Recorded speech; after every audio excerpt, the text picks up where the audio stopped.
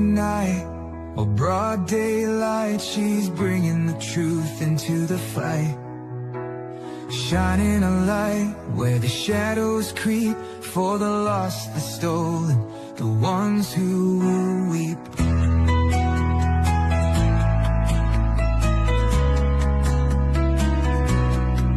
She won't turn away, she won't back down, even when the loony clowns come round. Threats don't shake her, lies don't win. She stands for justice, right till the end. Want the truth, want the best, wanna be safe as you chat. Find kids true crime, it's worth your time. She's got your back, she's on the line. YouTube, Twitter, TikTok too, Facebook stream, she'll fight for you.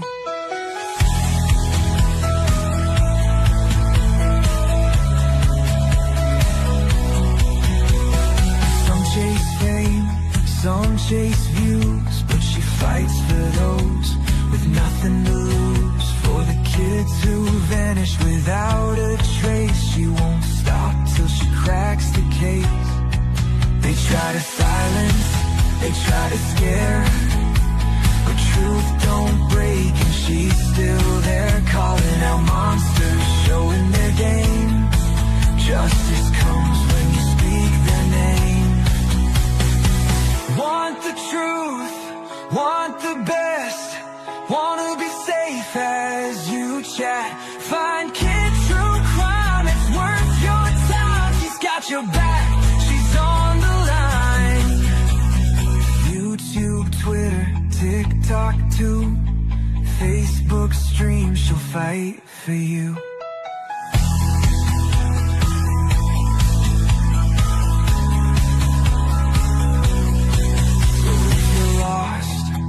Need a voice, kids stand strong. She makes the choice for victims gone, for those in need. She's fighting hard, she won't concede. Want the truth, want the best, wanna be safe as you chat. Find kids true crime, worth your time. She's got your back, she's on the line. YouTube, Twitter, TikTok too, Facebook streams, she'll fight for you. At the end of the day, this is all we have to say. Viper will always have her back. He will kick you right in the sack.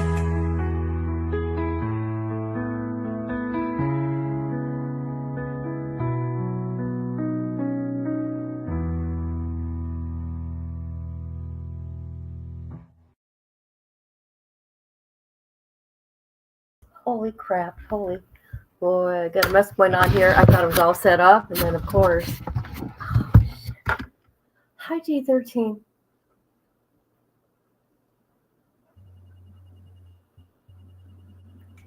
Hello J-13. You sound like you're underwater. Come again? It sounds like you're underwater. I sound like I'm underwater? Yeah. Yeah, you're too. Guys, well, let me say hi. Hi J-13. I'm gonna have to go out and come back in. Hey sis, how you doing? Hi, Okay, wait, is that better? You guys, how does that sound to you? How does she sound? Because now it stopped.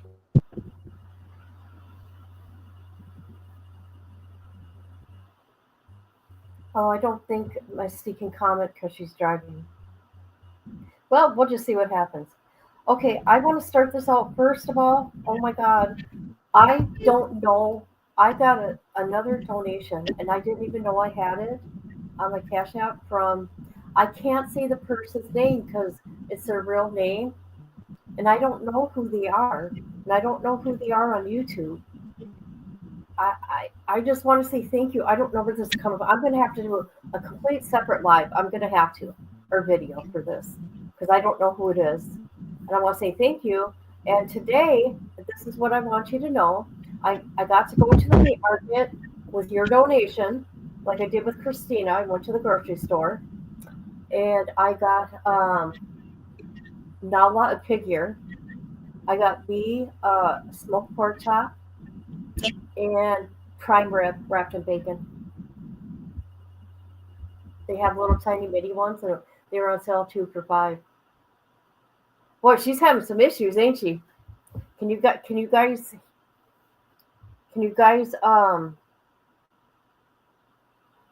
see? Look at how clear I am. There's some kind of like hollow thing, like a seashell. There you go. But yeah, I mean, thank you. I'll give you the initials, and I know Christina Bell. The curse, it's not you though. I mean, the other one was you. Um, it's CB. The initials are CB. And I don't know what they go by on YouTube. And I can't comment to them on Cash App and say, hey, who are you? So Christina Bell and then CB have fed me for the last week and a half. Thank you. Thank you very much.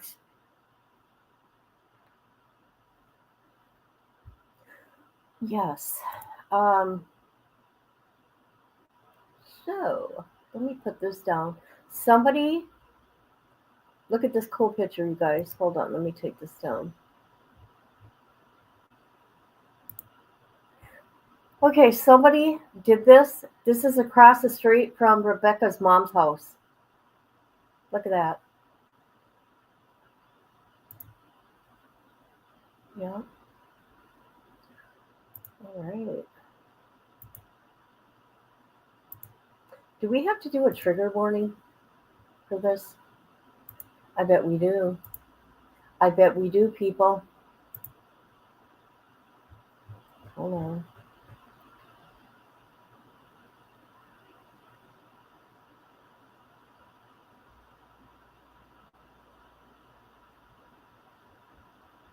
Do you guys remember this one I did? Warning, sensitive subject matter. And if you're my kid, don't watch because I'm going to talk about your dad. She watched anyways, and that's why she don't talk to me no more, because I talked about her dad online.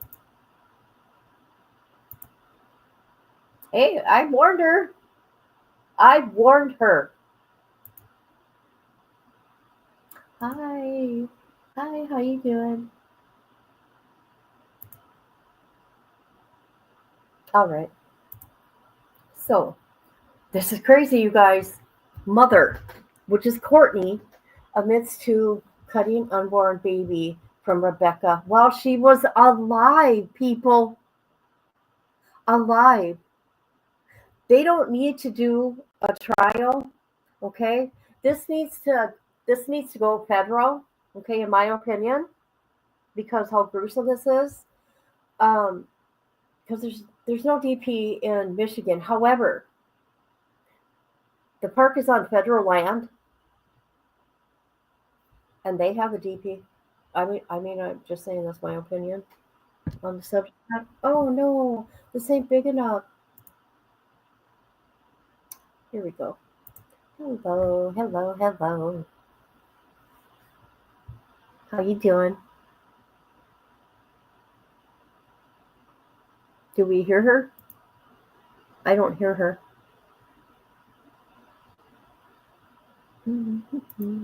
Let's see.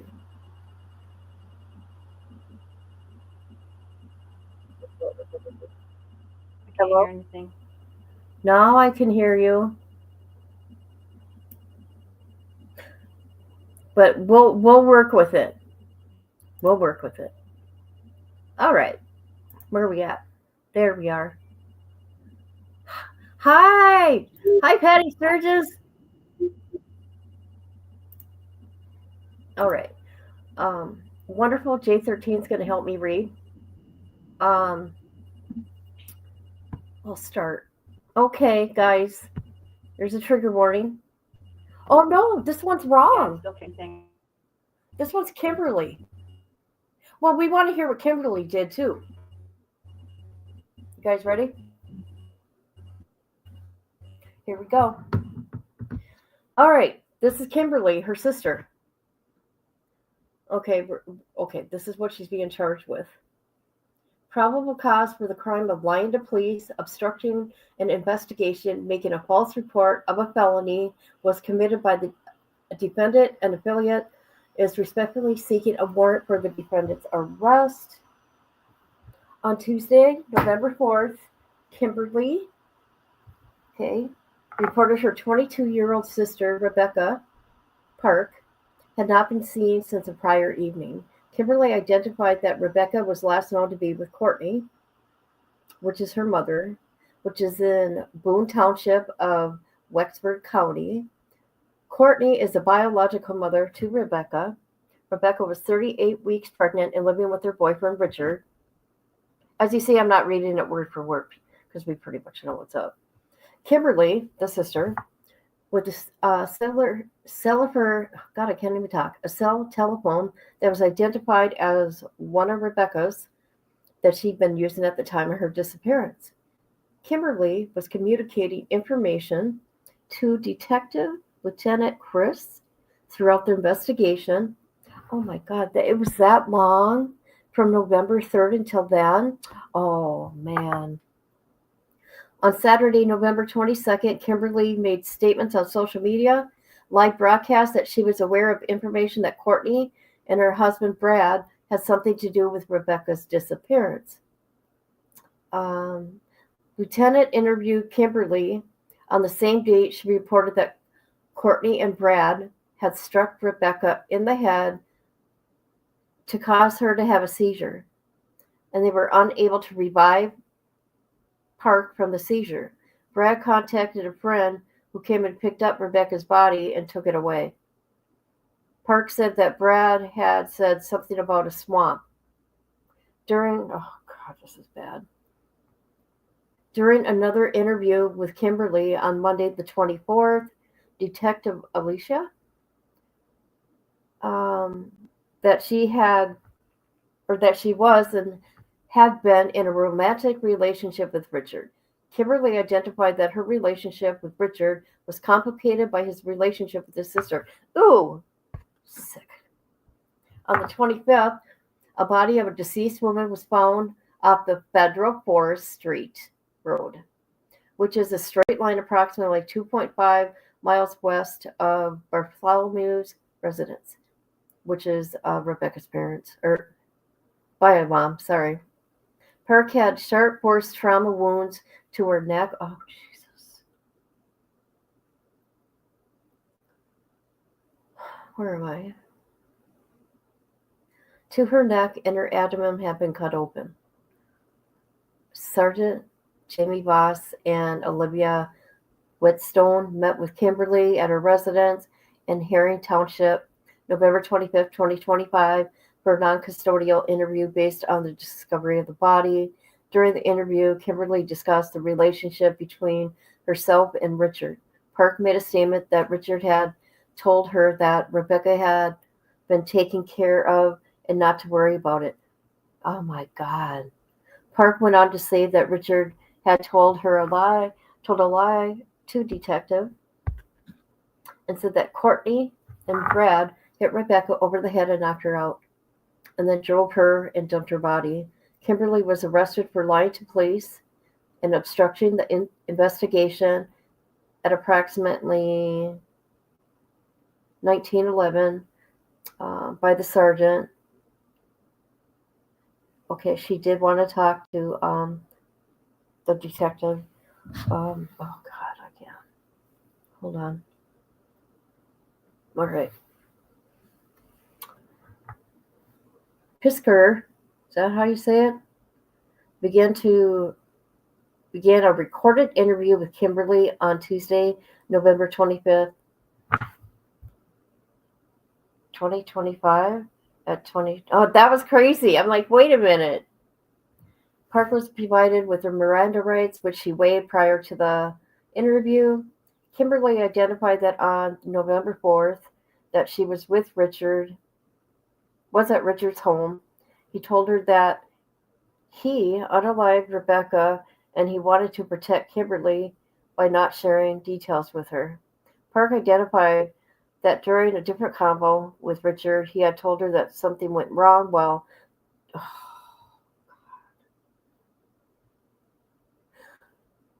trying to cut the baby out of Rebecca.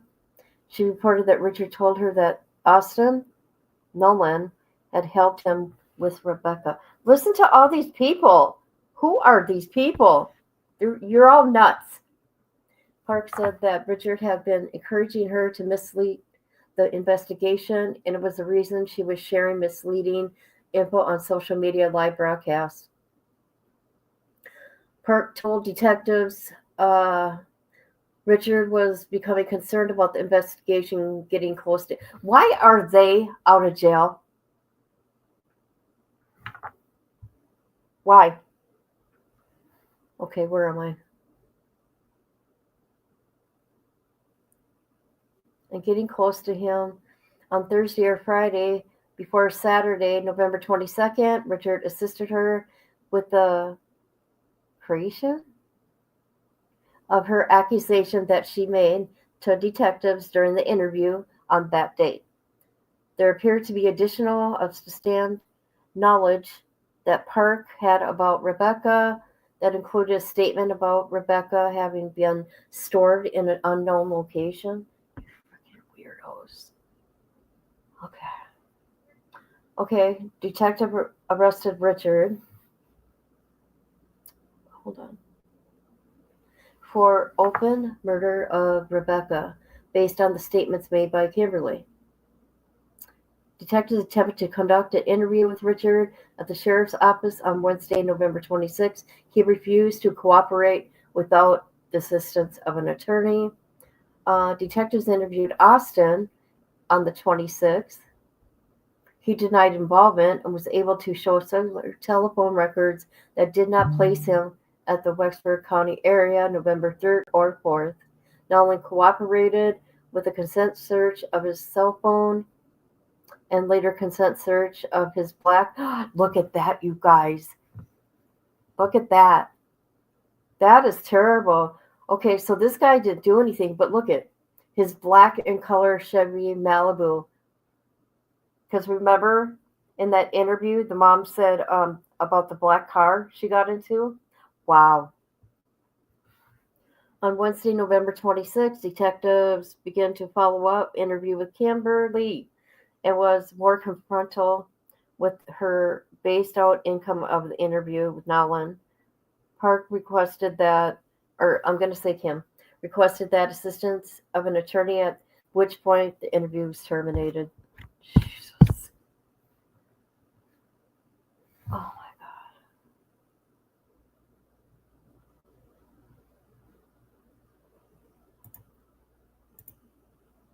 Oh my God. What's going on? You left?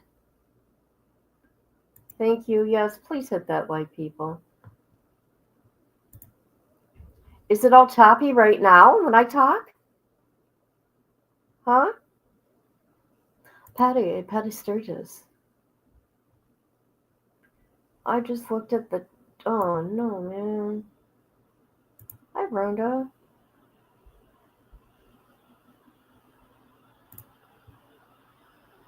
This is horrible. I'm good? Okay. Because I was reading that, I'm like, I wasn't looking at chat. Otherwise, I get sidetracked. Okay. All right, now I gotta go. Oh, my neck is killing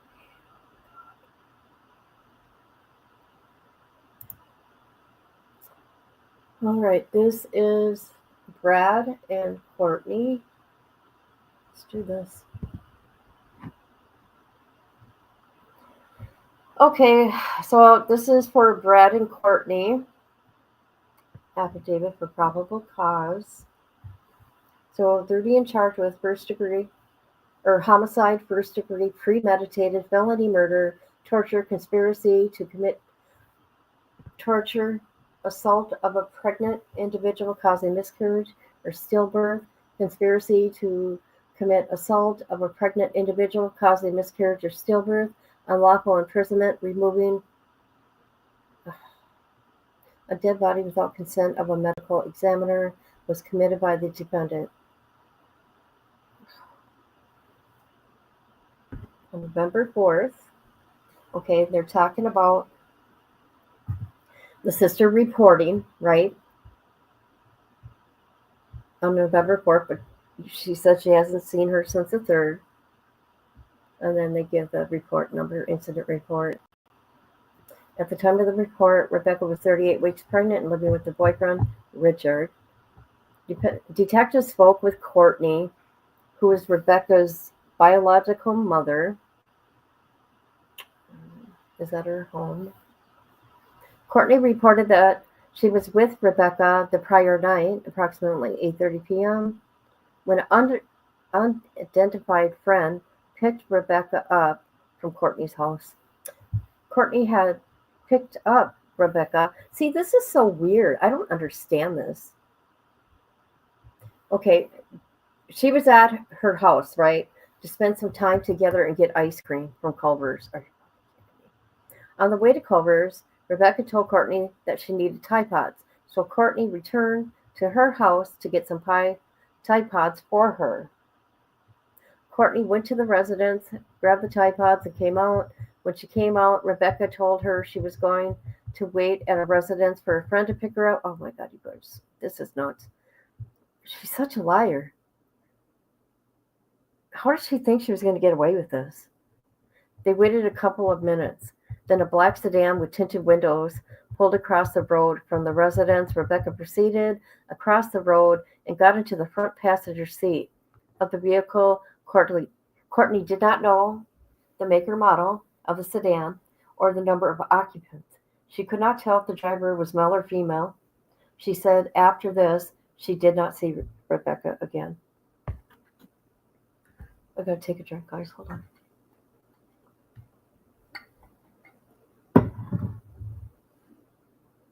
Okay. Courtney reported to the deputy that she was contacted by Rebecca's fiance, puke-faced Richard, regarding her location later that night. Courtney informed Rich that she did not know where Rebecca was and that she left with a friend. Courtney was contacted by Kimberly the morning of November 4th and was sent screenshots of the location where Rebecca's phone was pinging at. Courtney told deputy that she proceeded down the road where she found Rebecca. Come on now. Where she found Rebecca's phone lying by 2 Jack. What's that? Oh, 2 Track. Okay. Just off West 26th Road. This location is less than 200 yards from Courtney's house. Courtney checked the phone and thought Rebecca may have dropped it when she was using the restroom. What? Courtney reported that she took the phone to Richard's residence on the 4th and turned it over to him. Why? See? Are they stupid? What are they thinking? This day and age, they're thinking they're going to get away with this?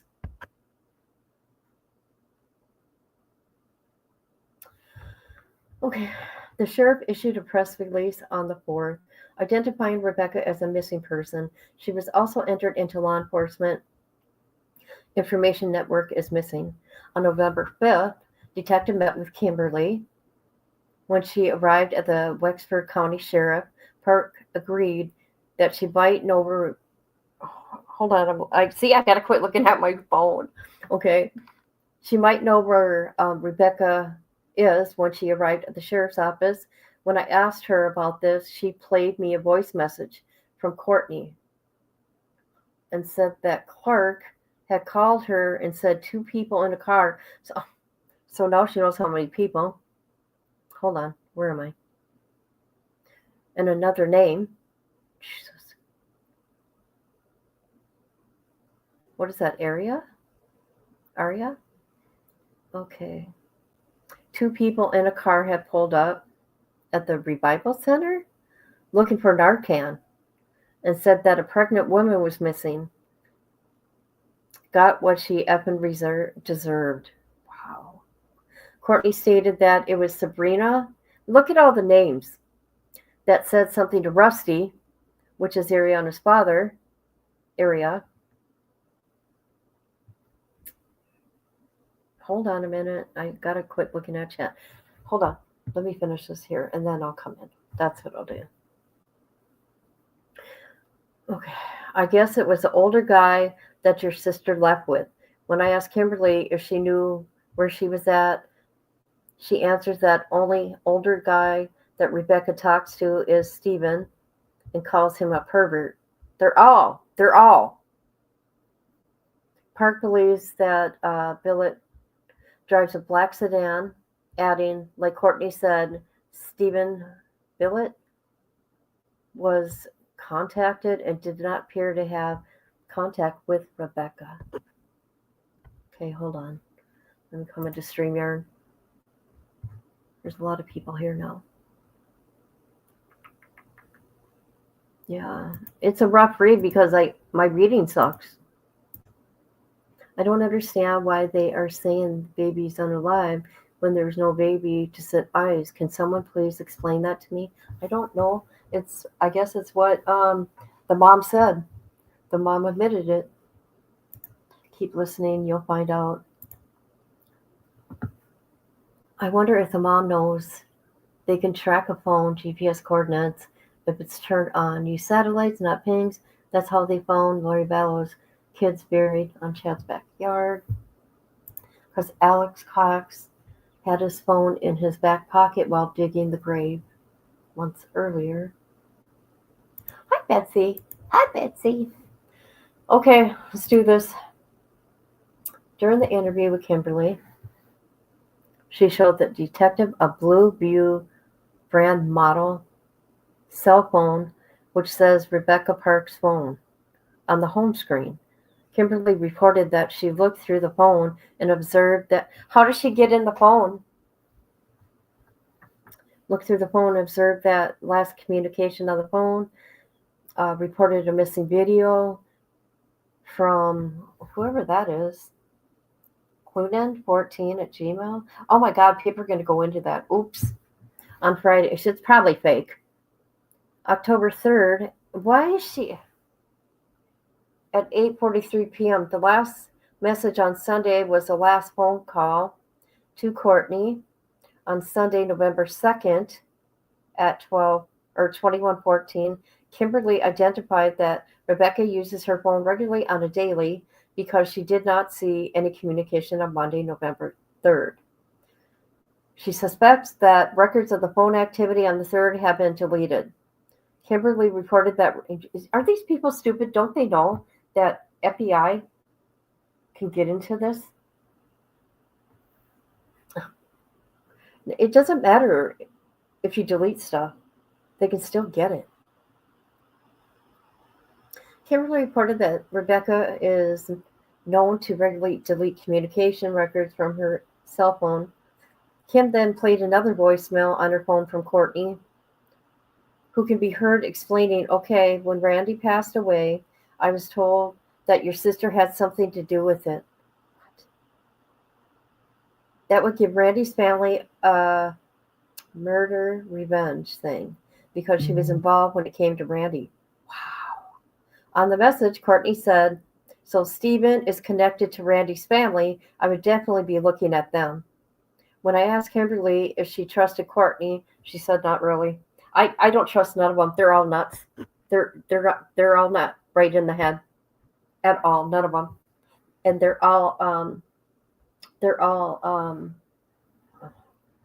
I can't think of the last word. Sorry. Okay, on November 6th, they attempted to obtain a search warrant for the cell phone that had been entered as property, item number 54. Cell phone was submitted by the Michigan State Police Computer Crime Lab. They're so stupid. On November 8th, All County Search and Rescue, Christian Aid Ministry Search and Rescue, 36 personnel comprised of 5 teams, search the area where Rebecca was last seen and the area Her cell phone was recovered. No additional evidence was identified. During that time, numerous tips and leads were coming in and being actively investigated. However, none located Rebecca. Due to reported activity on Rebecca's social media platforms, and registered search warrants were obtained and served her known social media accounts. However, no outgoing use was ever identified. On 11/15/2025, Candace Freeman reported to deputy that her sister, Courtney, had texted her on the 28th that she had given birth to a son and was... What? What? Who? Okay. Candy reported to deputies that her sister, Courtney, had texted her on the 28th of October that she had given birth to a son and was asking Candace for items for the baby. Through a series of text messages, Courtney said that oh my God, she said she gave birth? Oh my God, what is going on here? What is going on? Okay, hold on, where am I? She'd been given birth at 28 weeks, and the baby was at the NICU. Okay. In Grand Rapids, and that she named the baby Ashton Lee Bartholomew. Courtney told Candace he's supposed to come home this week as long as he's doing well. On November 3rd, Candace asked Courtney if she's able to bring the baby home. Courtney told her no, he did a backslide, but I'm hoping this week. November 3rd, Courtney sent Candace a text that says, my son passed away. Wow. On Tuesday, November 4th, Candace asked if it was because he wasn't strong enough or if he gotten sick. Courtney answered, I don't know what happened. I just know he wasn't getting air. All I know is I watched a child die right in front of me. Candace asked if there was, or what happened, and Candace asked if she was there when it happened, and Courtney answered, yes, I was. On the 4th, Courtney began to discuss with Candace that Rebecca was missing. November 11th, Preservation's request for a tower dump area search for the tower and the location between the hours of 1900 to 22,000 November 3rd were submitted to T-Mobile, AT&T, and Verizon. Detective contacted Courtney about another interview. Courtney was reluctant to come in, suggesting that the deputy interview with her had been thorough, but eventually agreed. On November 11th, conducted a recorded interview with Courtney. Initially, some background on Courtney and her biological children raised by Park family is established. Courtney then reports how Rebecca and Richard were initially dating. They broke up. A relationship between herself, Rich, then commences. Courtney reports that she was planning to divorce Bradley. Courtney had become pregnant. What? And was unsure who the father might be. Who would touch that? Bradley or Richard. Because of this, she stopped her divorce approximately 2 weeks before the court date for her divorce. Courtney reports that Rich showed up at her house with the intention of shooting Bradley. After Courtney rejected Rich, listen to this, people. What is going on here? She resumed his relationship with Rebecca. Courtney also reported that Rich had returned to her residence and arred her.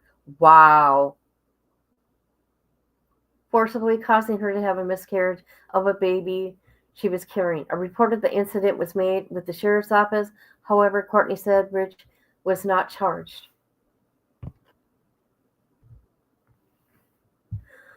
Courtney identified that she was concerned for Rebecca as she was aware how abusive and aggressive Richard could be, has encouraged Rebecca to leave him.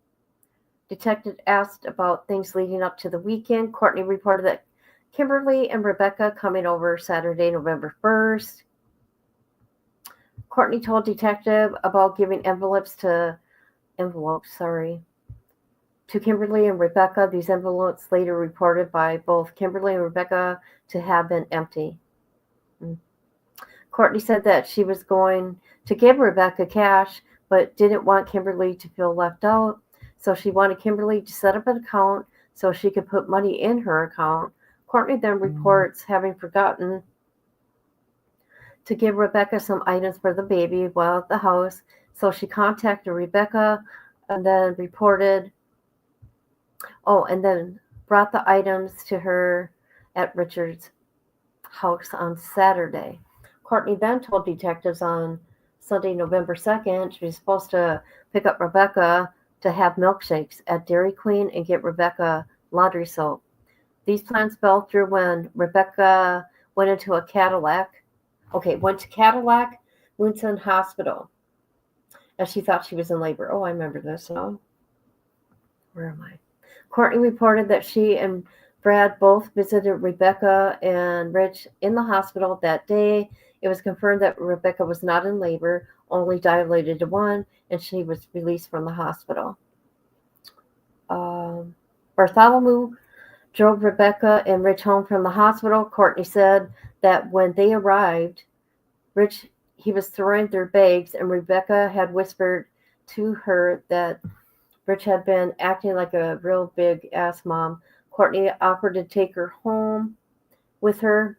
Rebecca requested that she just meet for milkshakes tomorrow, which was November 3rd, and to talk. On November 3rd, Courtney said she went to pick up Rebecca between 1830 and 1900 hours at Rich's house. Courtney reports that as they arrived, Rebecca said she was tired, which she confronted by telling her she looked stressed. She claimed that Rebecca was upset with Rich, identifying that he was hounding her to fix his truck. Courtney talked about how she encouraged Rebecca to leave Rich, but said Rebecca was afraid to leave him. Courtney said that they arrived at her house. She gave Rebecca an envelope with $2,000 cash in it, and they discussed Courtney throwing a baby shower.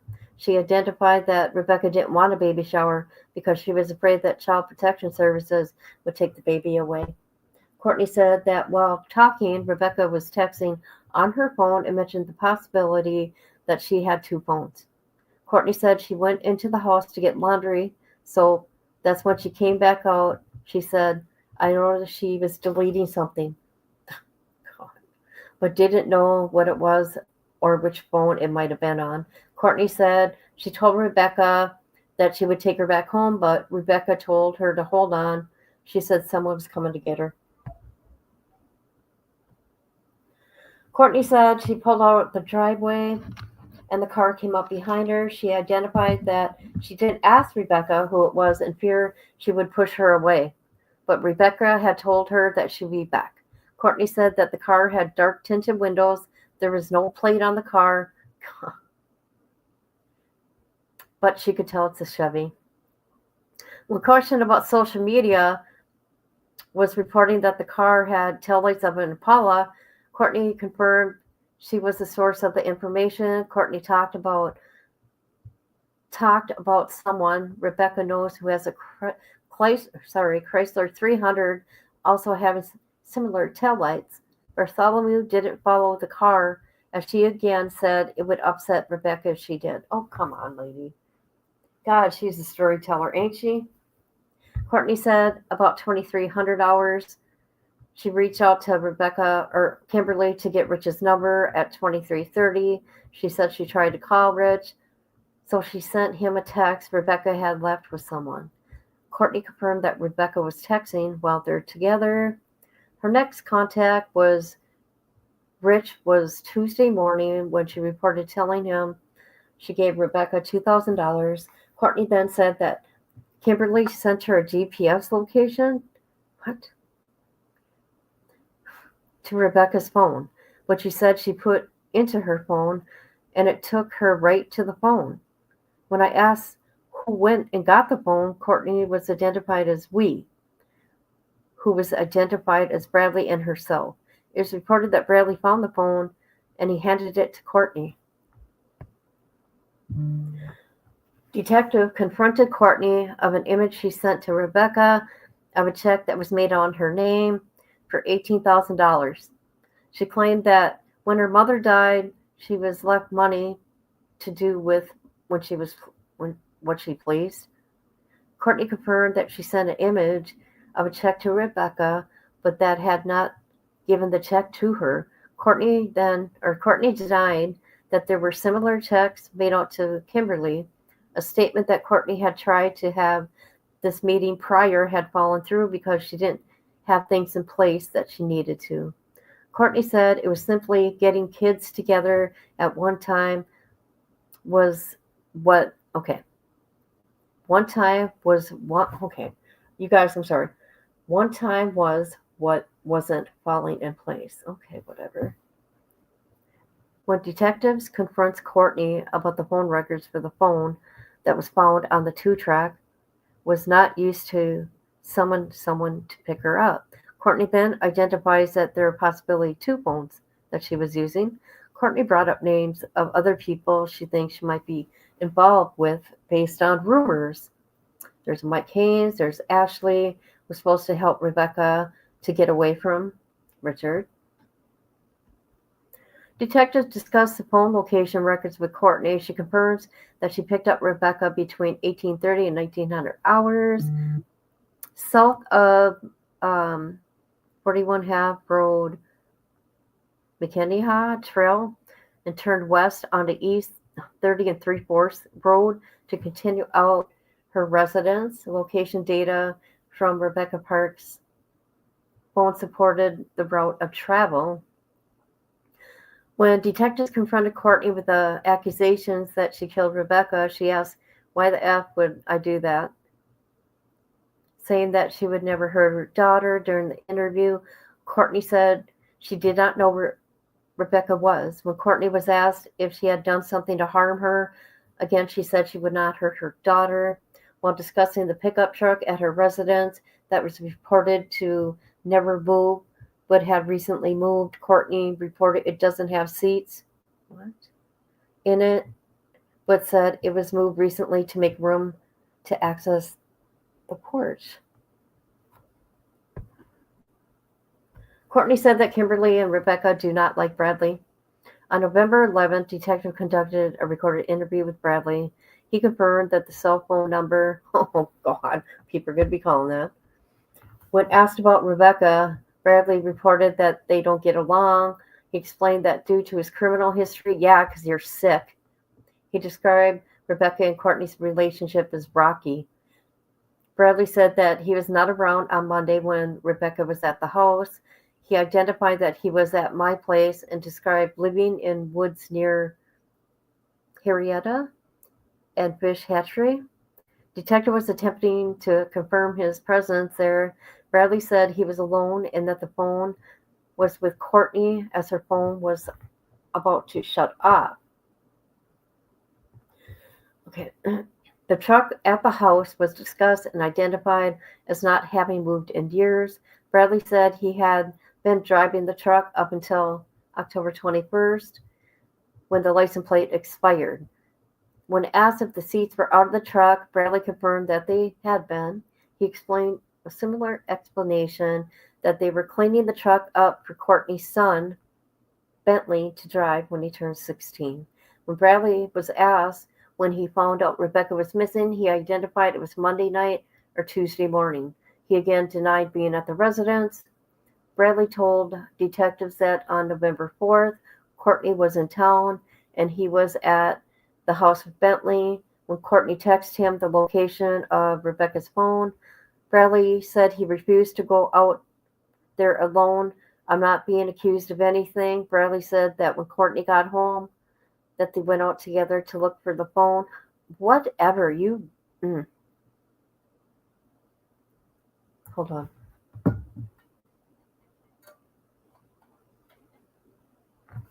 Sorry, I had to take a drink. Okay, where am I?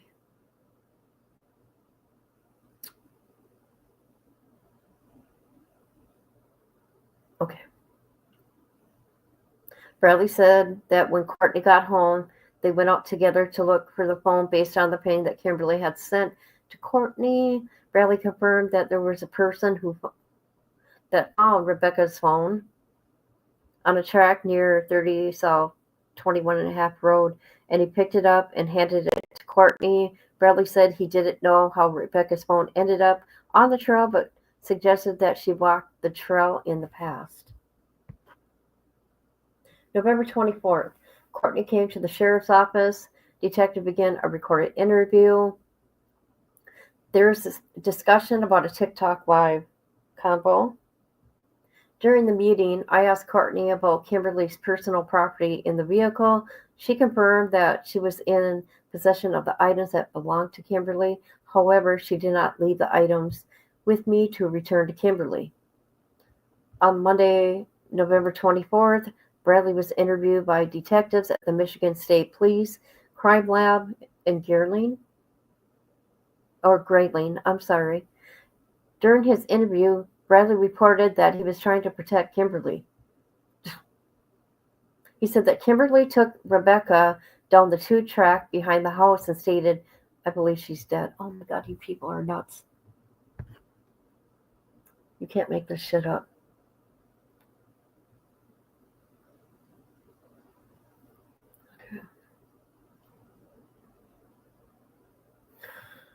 Bradley said to the detective he was present during dinner with Courtney, Rebecca, Kimberly on Saturday night, November 1st at 30 South 20.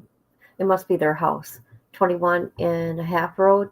During this time, Bradley said that Kimberly had a private convo with him about 2 tracks behind the house, and Kimberly stated she needed to get Rebecca out of the picture. You can't make this shit up. On Tuesday, November 25th, Walpole County Central Dispatch received a 911 call from Courtney Letterman. Oh no, shoot. Stating she found a body covered with leaves, looks gutted. Oh, God. The location of the body was 2.5 miles in a straight line.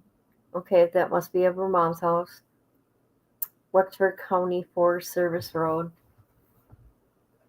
The deputy responded to the area, observed the remains, and reported the deceased female has a tattoo above the left eye.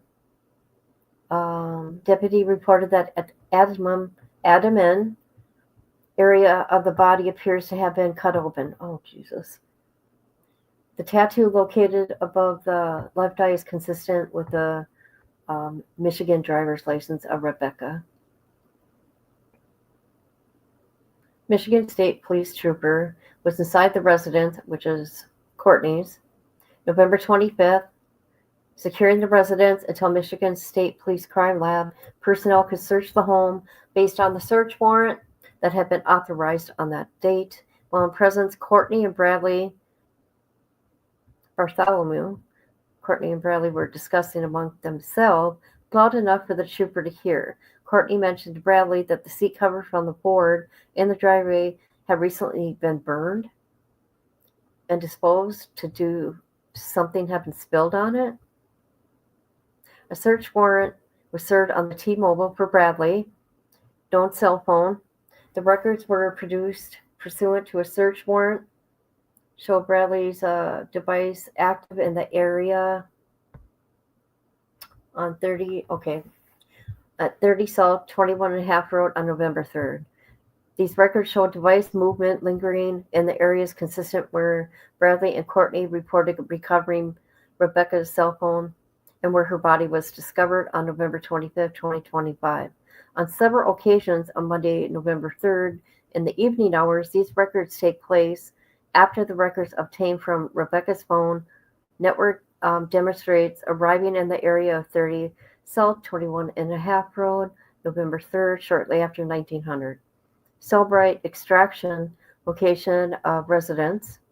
Additionally, records from Rebecca's phone extraction shows consistent with reported location recovery of the device.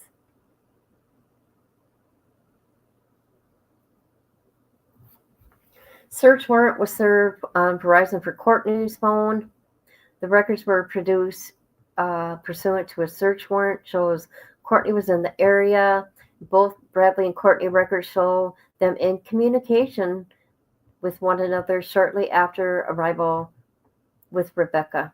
Additionally, Courtney phone records activity consistent with her interview statements that she traveled to pick up Rebecca up at Richards, then transporting her to the house. Bradley's cell phone or call details records show the following calls. Okay, so let's see. So it tells the calls 18, 12, 56, a 2 minute, 2 seconds, outgoing from Bradley to Courtney. 19, this is planned. Okay. So when she went and got her, she knew what she was doing already.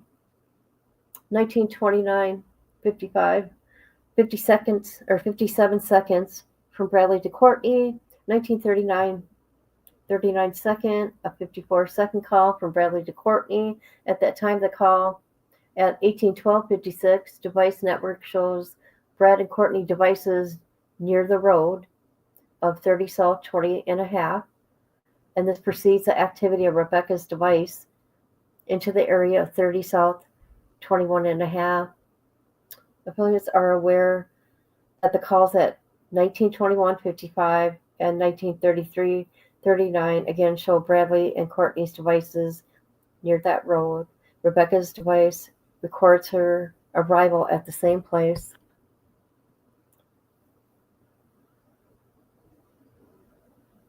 Hold on.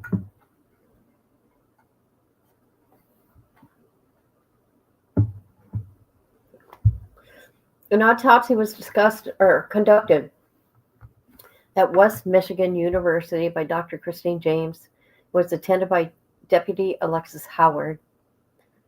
There were 6 sharp wounds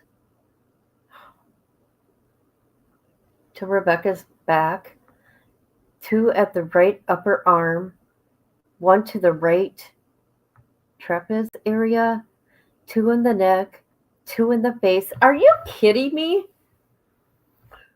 The right side of the face also had lacerations and a regular wound to the cheek. What are they doing? What is going on here? Okay. Wound to the cheek of an unknown. Okay, what is that word, people? Etiology? The wound of the neck are described as superficial and do not penetrate muscle or harm any vascular. Most of the wounds in the torso are contained soft tissue. 1 to the back enters the left. Oh, these words, you guys, these words are big for me. Okay. Pleural space, but missing the lung. Okay, it missed the lung. 1 to the right side of the back enters the right pleural space and does not penetrate the upper right lung lobe and cause large. My gosh. There you go. You guys, you get that word. All major vessels are intact. Rebecca's abdomen had incision wounds. Placenta was hanging from the open abdomen wound, was attached umbilical cord. The fetus was absent. The abdomen incision translated the colon and the small bowel. What? Dr. James reported that Rebecca's stomach contained amounts of blue-green chalky residue. There was also a thin film of subdural blood over the left cerebral hemisphere, with focal subdural on the right particle area. However, there's no subscapular, hemorrhage, nor skull fracture is noted. The OA joint was marked, but a posterior neck showed no soft tissue hemorrhage. On Sunday, November 30th, a second warrant was obtained for Bradley and Courtney at the residence. Search warrants seized the truck, red in color, the VIN number, temporary Michigan plates, and they took the truck was registered. I'm just giving you guys clip notes. Registered to Courtney, a pickup truck, white in color. Okay, they towed it to the Wexford County Sheriff to be processed at the Michigan State Police Laboratory. Texts were also obtained. Search warrants were served. Bradley and Courtney were both. Why did they wait so long? Transported to the Wexford County office on November 30th. Detectives conducted a recorded interview with Bradley. Bradley was put on notice that Rebecca's death is a homicide and that, oh God, hold on, my legs fell asleep. I'm sorry, guys. I'm not a professional. Oh God. Death is a homicide and that this is a homicide investigation. There can't be any more lies. Bradley read his Miranda rights from the Wexford County Miranda right card. He confirmed his understanding of his rights to him, and he agreed to speak with detectives. Bradley reported his knowledge that Courtney went to get Rebecca. They came to the house to get Tide Pods, and that they were supposed to get ice cream. Bradley said that he was at the house. He admitted that he lied during his first interview. StreamYard ain't working. I'm sorry, guys. It's not working. What is going on here? Trigger warning? Oh, God. I know. They're all sick. They're all sick. I'm sorry. I don't know what's going on with StreamYard. I really don't know. Really? Holy. I'm sorry. I don't know what to do now. Okay, I need to take another drink. Remember, I'm not a professional. Okay, where am I? Oh, God, here we go. Listen to this puke. Bradley said that he was at the house with Bentley. He admitted he lied during the first interview about being at his residence because he's a SOR. He shouldn't be around any children.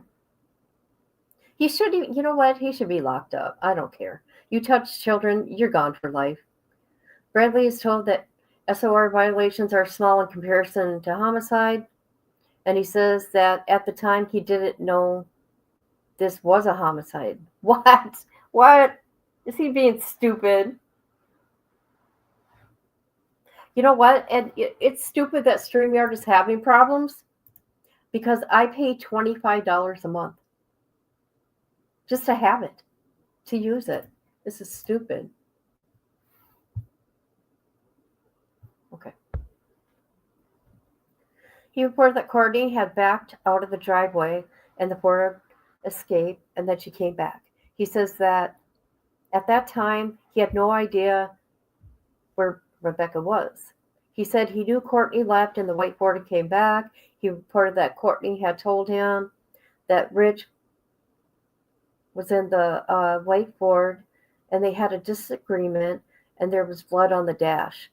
Courtney asked Bradley to clean it up, which he reported he went out there, wiped it down. He said that he didn't see any blood on the floor or the seat or on the seats. Oh, I think StreamYard's working. Holy crap. That was a loud noise. Hello? Holla. Stupid StreamYard. Hello. Hi. Hi, J-13.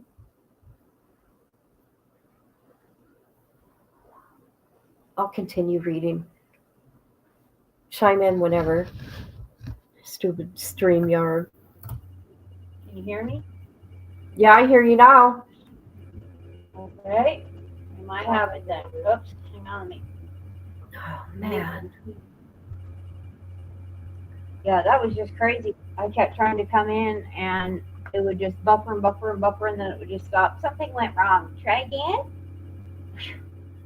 Hey, you guys, how does she sound? Yeah, let me know. I mean, so far I don't hear any chopping up or underwater or robot noise. I just hear something that sounds like a fan. That's all I hear. Hang on. Let's find the tablecloth.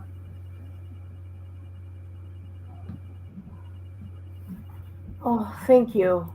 You guys know I have troubles reading, but I'm telling you, I can admit that I have problems reading. It just everything. But me having YouTube has helped me through the years with my reading.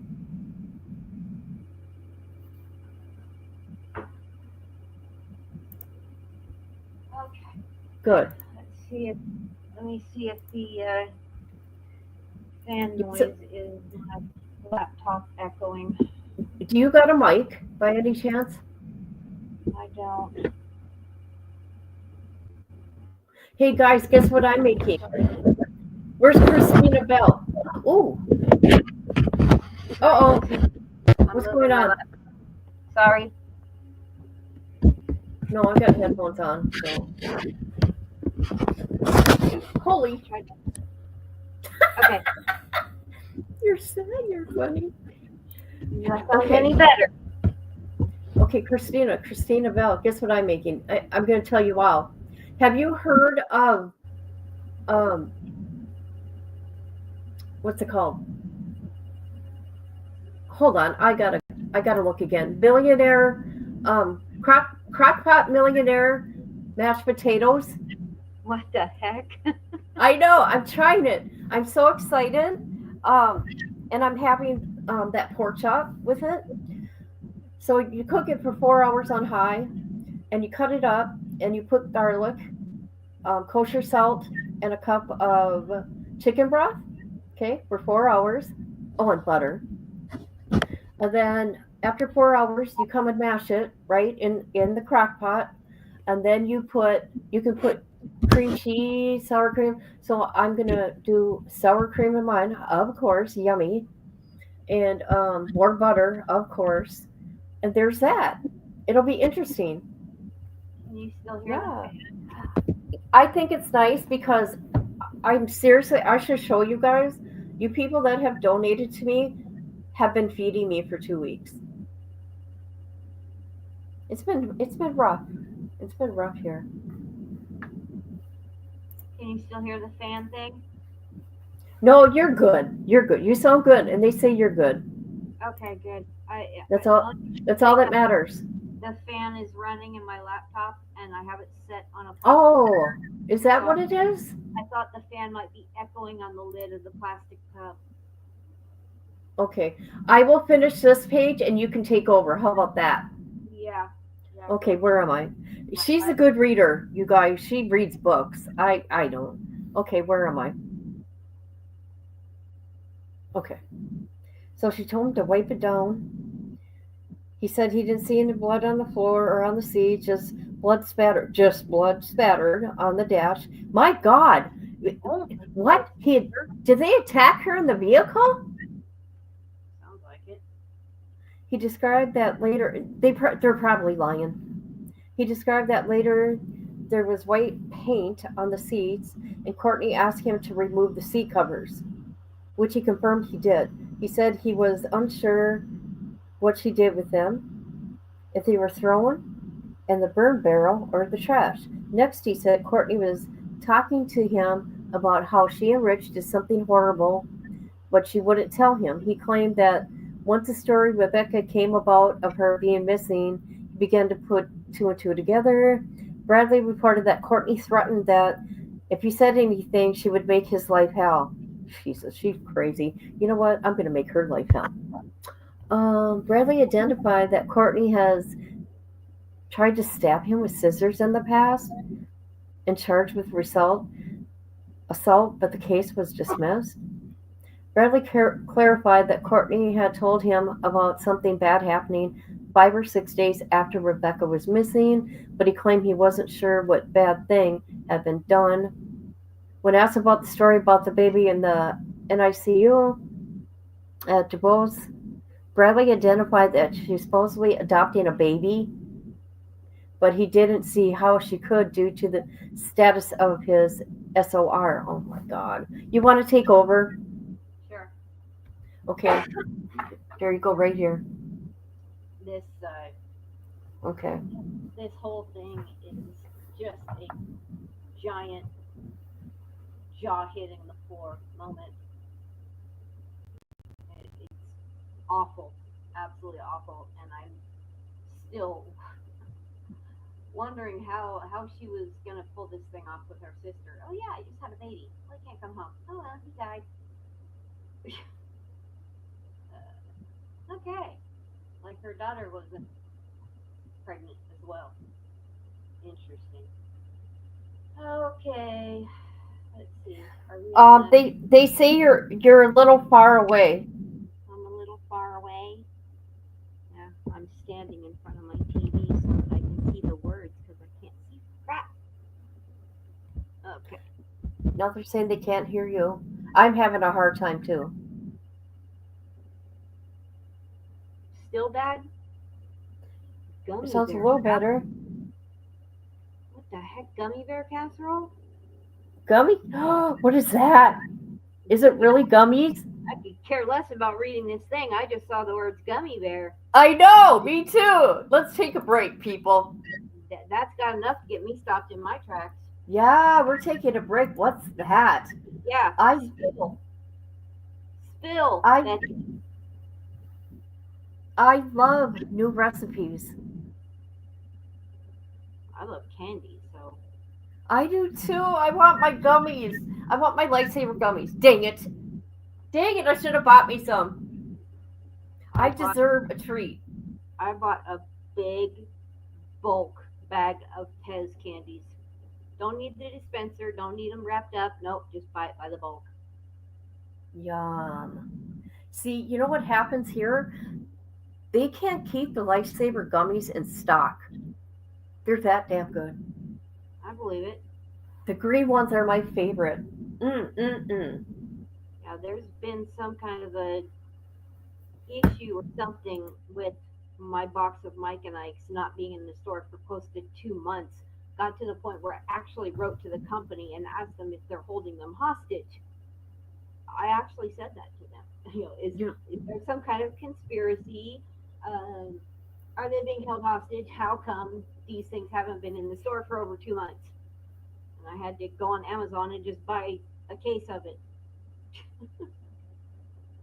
Oh, And sorry. then 3 days after I get an email back from them, they're back in the store. Still waiting on the explanation of the gummy bear casserole. You like the gummies that have nerds around it, right? Oh yeah, those Yeah. things are addicting. Yeah. I don't eat a lot of candy like volume. Yep. Those are good. The peppermint Christmas tree. Ooh. I seen something on YouTube and it's called cherry mash. What? I love cherries, so I might try that. I don't know. You guys, I've been so hungry that everything looks good to me. Everything. What are you making today? Me? Mm-hmm. Well, providing I can get my stomach to calm down so it's not a wasted effort, I'm going to make my big lasagna that I got all the stuff to go, but my stomach's been just kind of picky and loss of appetite, so I don't want to make lasagna if I can't even eat it. Right. All right, let's get back to it. All right. Can everybody hear me okay, or do I still sound far away? Does she sound okay? Boy, this is a lot of reading. Holy crap. Right here, just start, and they'll tell you. Bradley said Courtney part? Bradley said Courtney, yeah. Okay. Bradley said that Courtney was alone when she got into the white Ford and left north on South, what is that, 21 and a half road? What the heck? I know, And, that's their house. oh, okay. And that she returned approximately 15 minutes later. He stated that he had sent a text to Courtney to see if she needed him to come outside for anything, and she responded in the affirmative. It was now that he said that Courtney reported getting into a fight with Rich. Bradley said he never observed Rich on this date and that he did not observe any injury to Courtney. Returning to the air quotes, something bad topic, Bradley was asked to continue that topic. He identified that Courtney is all over TikTok and that Kimberly was over to use Escape, Escape, their car to deliver. Oh yeah, the car to deliver newspapers.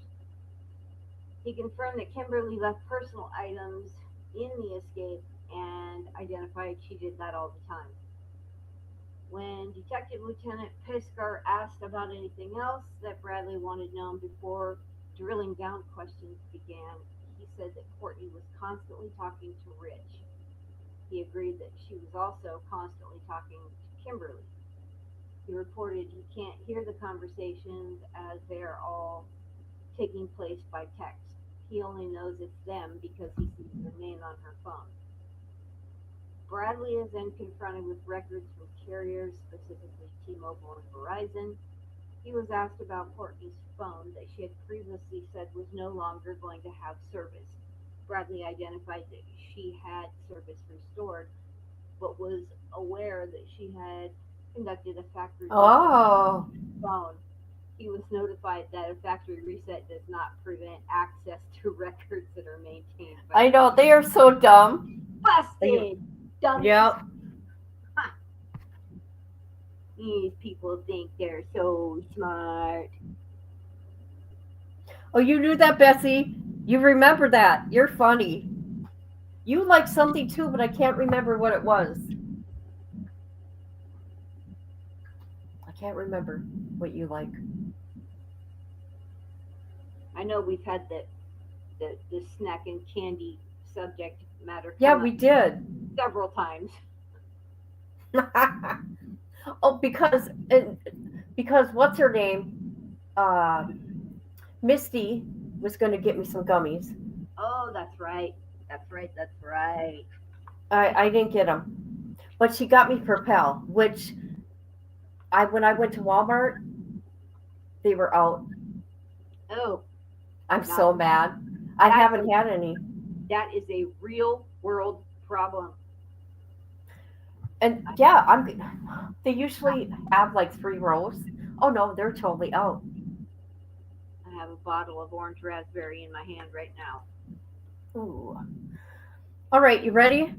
Mm-hmm. Okay. Put my drink down. Okay. Bradley said that he had Courtney's phone on Monday, November 3rd, 2025. It's pointed out that there are phone calls between both the phone he uses and the one that Courtney uses while Rebecca is at the house. He passes these as simple calls, checking on her comings and goings. He reports that he hasn't driven the truck since he parked it and that it only had enough gas to get to the gas station. Hate it when that happens. Detective Lieutenant Pisker confronted Bradley's statement about the blood in the truck, confirming his knowledge that the truck has been seized. Identifying if there is any blood of Rebecca found in the truck, there will be a big problem. Bradley's confronted if he thought Courtney had been lying to him about what went on, and he says he does. He suggests he can't see Courtney and Rich being together like that as they haven't talked in over 2 years. Can I just say, ew? Gross. Bradley confirmed that there are no $18,000 checks. He did not know why Courtney sent images of the checks. He did say that he spoke with Kimberly on Saturday, November 1st, 2025, after their dinner that night had ended. He said she was asking about the two tracks behind the house. He denied that Kimberly told him that she needed to get Rebecca out of the picture. He identified that Kimberly had said this to Rich Fisher, who he identified as Courtney's cousin. Detective Sergeant Hackman confronted that this is not what Rich Fisher told him when he interviewed him personally. Bradley reported Kimberly is jealous of Rebecca, surprise there, and that he's aware that Kimberly has had a relationship with Rich in the past. They are all- Are they just passing this dude around? He's nasty too, and he's an RSO. Brad Pitt or anything. I mean, I don't think Brad Pitt's all that, but you get the point. He's not like this big catch. Ew. Yeah. Bradley reported being upset when Kimberly was on the internet saying that he and Courtney were responsible, making a statement he doesn't understand how anyone could do that to a pregnant woman. He answered that he believes that Courtney and Rich would be capable of doing something such as this. When asked for what purpose, he gave different possibilities. Bradley agreed that he believes Courtney is capable of slicing open her own flesh and blood and taking a Wow. baby. He agreed Courtney is obsessed with wanting another baby in her care and custody. He also agreed that it was a good possibility she could attack Rebecca and cut a baby out of her. Oh my God. What a conversation. Detective Lieutenant Picker asked if he remembered the Sunday that Rebecca was in the hospital. Courtney saying or texting, "Don't you dare have this baby in the hospital." What? And Bradley remembers someone saying it, but not who was saying it. What? Why? Because it will be traced and there'll be records. And so that sounds kind of premeditated to me. Don't have this baby in the hospital because it can be tracked. You have it out in the boonies somewhere, you don't have to go through all the paperwork and stuff, and then she can off her own kid and keep the baby. That is sick. Bradley confirmed going to Fowler's house on Saturday to take the gifts to Rebecca that Courtney forgot to give her at the house earlier that day. While discussing being upset that Kimberly had accused him of being involved, Detective Lieutenant Pisker asked why he hadn't called him, and Bradley said that Courtney had threatened him if she didn't want him involved. His explanation was that she doesn't want to get incriminated or himself incriminated. Bradley began to say that he thinks Courtney has more to do with it than she wants to claim. He said all the evidence is pointing to her. He suggests that he believes all the evidence would be in the white Ford. Wow.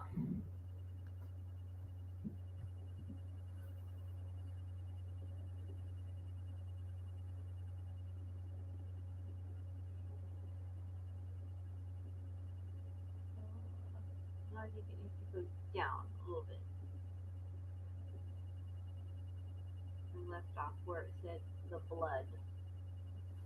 Oh, okay. The blood. Observed in the truck is discussed and described. Bradley said that he removed the original seat covering about a week and a half after Rebecca went missing because it had got white paint on it. When asked what he thought happened, Bradley responded he thought Courtney was jealous of Rebecca. He agrees Courtney would like to have another child. He also thinks that Rich wants to get back into a relationship with Courtney. What? Ew! Come on, What's y'all. going on? Jesus. This is, twisted. Oh, that's right. I remember now because I said, "What did he do to those girls?" I feel because he was with her for 20 years. I said, "What did he do to those girls?" Wait, he was with Courtney for 20 years? Yeah. And then he goes out with the daughter or daughters. Yes. So I was kind of wondering who he violated because they were between the age of 13 and 15. So gross. It's like some crazy cult of Rich. They're all gross. They're all nasty. I'm glad they're all being exposed. Absolutely. This is disturbing on a whole nother level. Okay. Bradley agrees that he thinks Courtney could point the finger at him as being responsible when we interviewed him. When Bradley was confronted with Courtney being in possession of the cellular device with the blah blah phone number, when she went to pick up Rebecca, he claims he can't say she possessed it, but it was there at the house, and he had it to call her. Then confirms that Courtney did not have that phone when she went to Fowler's to pick up Rebecca. He reported that she got that phone when she came back from getting the white Ford.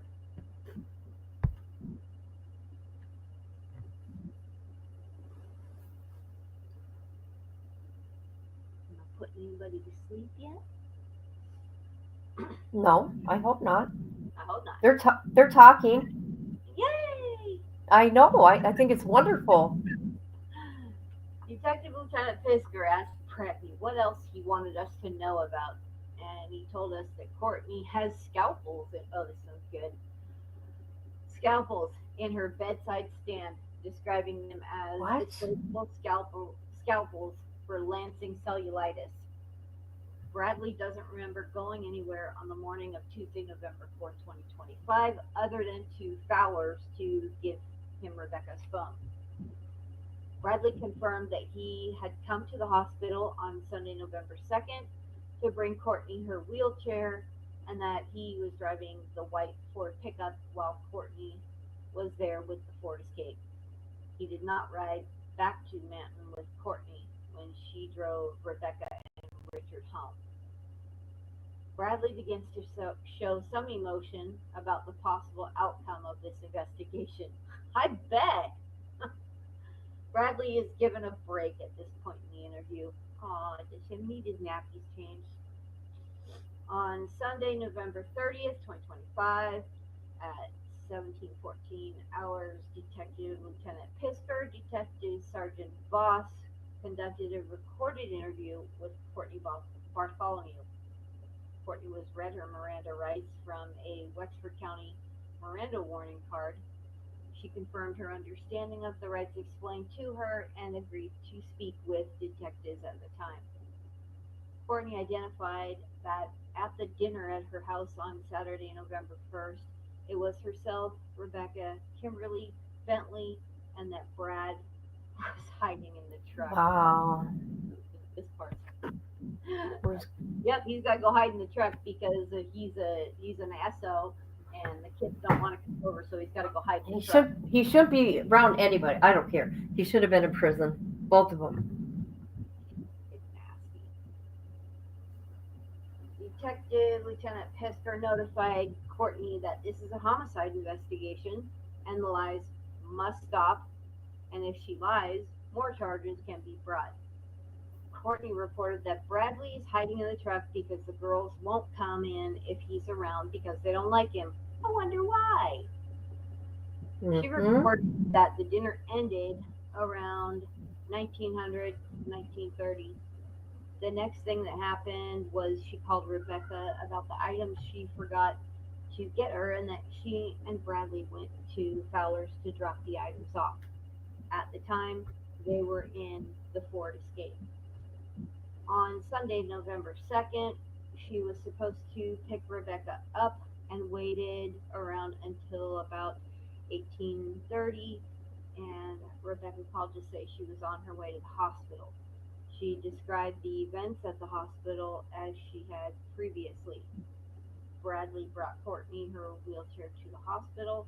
Bradley was driving the white Ford F-150, and she explained how he stopped at the, I think that's Meyer, correct me if I'm wrong, I think it's Meyer, gas station to get gas for the truck while she drove Rebecca and Richard home.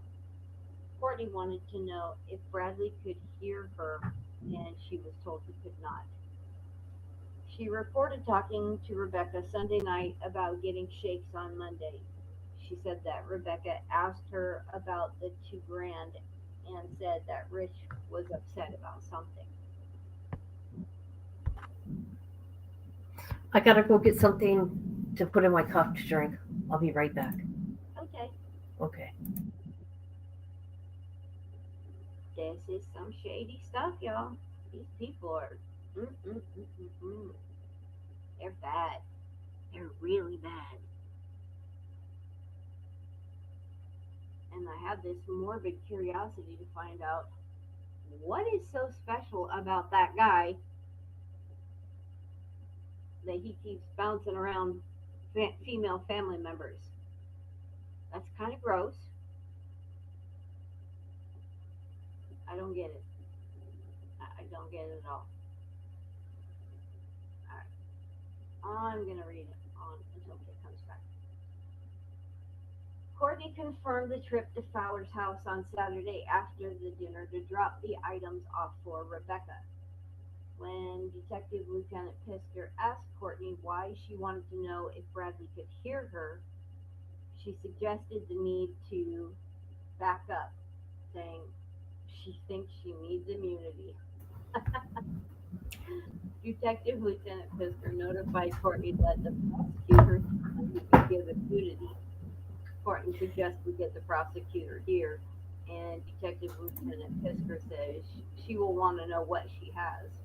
Courtney said she will give us where the knife is and where the baby is, that she will give it all to us. Jesus. When Why are they saying where the baby is? This is weird. they they need to recover that child so that he can be buried along with his mommy. Um, it's just disgusting. All of it, absolutely disgusting. When Detective Lieutenant Pisker confronts Courtney that she has guilty knowledge, she responded that she has been threatened, her child has been threatened, her home has been threatened, and she is done. Courtney renews her request for immunity and then asks for witness protection. Oh, jeez. She's Detective crazy. explains we can't offer her Oh immunity. my God. They're each blaming each other. He's saying she threatened him. She's saying he threatened her. Yeah, no honor among thieves there. They're all about saving their own ass. Witness protection. Sure. Oh, scroll up, please.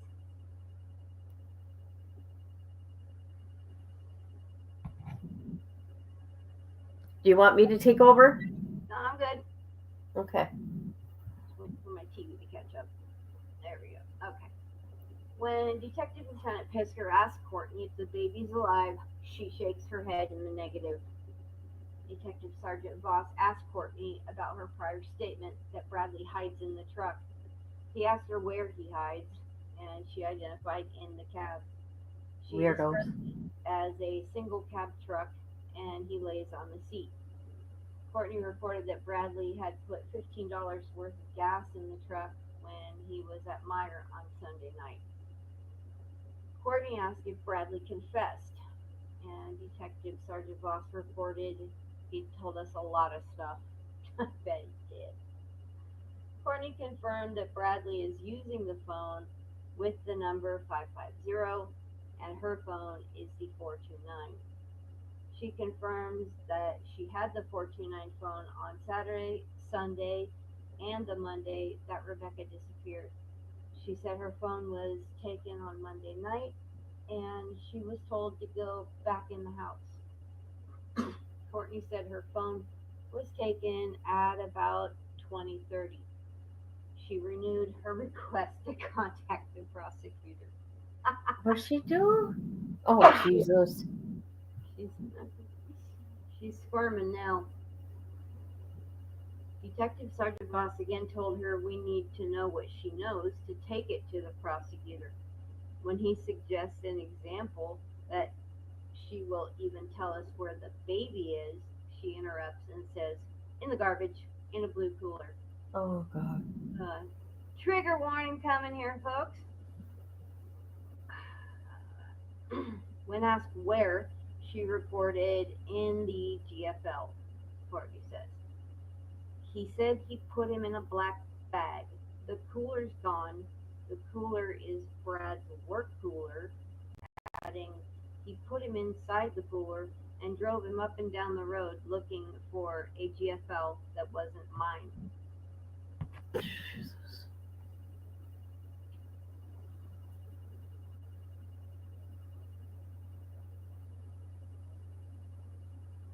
When Detective Sergeant Voss asked why, Courtney reported that it was related to Bradley going to jail last year when Fowler turned him in. She explained that it is all retaliation.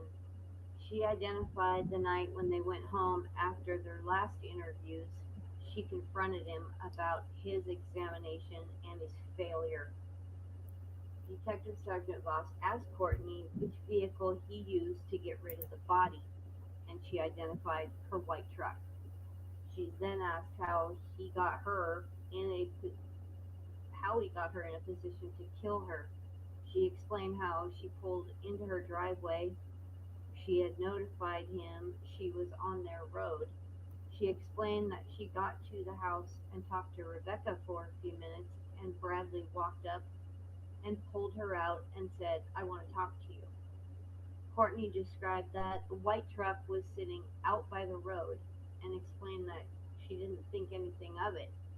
Brad was supposed to be her stepdad. Courtney wanted to know where they were going, and Brad told her to take her ass in the house and don't worry about it. She said she went into the house because she didn't think he would hurt her. Bradley is reported to have returned to the house at about 22:30 and told her that he had taken Rebecca home. Courtney confronted him that he had not, and he told her he had and that she would call her in the morning. Courtney asked him for her phone, which she reported he told her was out in the shed and went out to get it. She said when he came back into the house, he said, "Yeah, she didn't go home." Instead of telling Courtney that he took her to a house, but when she asked him to take her there, he just told her that Rebecca said to him that she didn't want anything to do with her, meaning Courtney. I don't blame her.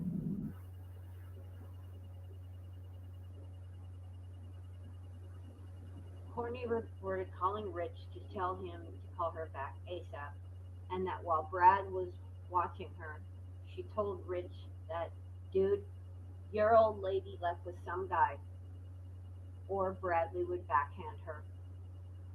Courtney confirmed for Detective Lieutenant Pisker that this story about the black car was made up and never happened. Asking her to continue, she reported Kimberly sending her coordinates to Rebecca's phone and asking Bradley why her daughter's phone would be across the road, and his response was, "I don't fucking know." She asked Bradley to take her to the phone, and he said he took her right to it. She said the phone was exactly where the coordinates is. She said it was out in the open and appeared that someone had just set it down. They took the phone directly to Rich's, but before their arrival, she said that Bradley told her, "I'm telling you right fucking now, do not say a fucking word." Kimberly got the phone from Rich, and Courtney reported that Kimberly had called her and said she was taking the phone to the cops. She said Kimberly called her at 2100 on Tuesday night to tell her this. When asked to continue, Courtney identified that in her second to last drawer in her bedstand, she has razor knives that she uses to nick open her cellulite so they will drain. Ew! What the fuck? I've never heard of that one, but then again, there's what I don't know. She reported that one was gone, which she said she knew because, ew, is that what you're supposed to do to cellulite? To nick it so it drains? Weird. I don't know if I've ever heard about that. I don't believe anything she says, anyways. Yeah. She knew one was gone due to, she counted them, due to a teenage boy living in her house. Courtney agreed the knives are like scalpels, which she confronted Bradley about the missing knife. She answered, he didn't say anything. Detective Lieutenant Pisker confronted her that her use of the word them means he must have said something later, and she reported it was after the body was found. Courtney said she kept asking Bradley where her daughter was, saying he answered, "You'll find out soon enough." She goes on to report that after returning from his last interview, he told her about Kimmy was asking about the woods behind the house to go trail riding. Courtney said that Kimberly will not talk to Bradley ever alone. I wonder why. She reported trying to get Rich Fisher to take Kimberly's bag to her. She said that Bradley said, "You can't have that. You're not taking her bag." He said, "Nobody's taking this bag." Courtney said she realized Kimberly's wallet was in the bag, questioning why he would want her wallet. Detective Lieutenant Pisker confronted Courtney that he had asked her for Kimberly's property while she was at the sheriff's office on Tuesday and that she refused. She explained she was told not to, suggesting she didn't want to get her ass beat. She reported on Tuesday, November 25th in the morning. Bradley took the truck and went west on West 26th Road and was gone for about 20 minutes. She said when Bradley came back, she asked him if he had hurt her daughter, and he told her, "No, I didn't hurt her." Courtney said that was the same day Rebecca's body was found. Courtney said on Wednesday, November 26th, in the morning, she confronted Bradley and asked him what he did. She reported that he told her, "I'm going to tell you once, and I'm going to tell you, and you're going to fucking drop it." Why? That woman, she is evil. She wants to beat up everybody. She threatens everybody. I mean, who does she think she is? This is a Is she really a badass? Are they afraid of her? I don't know. Oh my god, no. she's got so much evil ugliness coming out of her pores that like her whole visage is just evil looking. Period. Ugly, I evil. Oh my god, something's going on with the internet. What the fuck?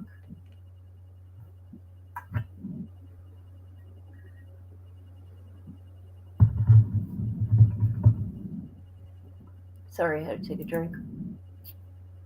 Thank you for being here, everybody. Can you please hit the like? I know her image ain't going to like her. Oh, no, no, no. Not at all. Right? Okay. Oh, I heard those are good. All right. Ready? Yep.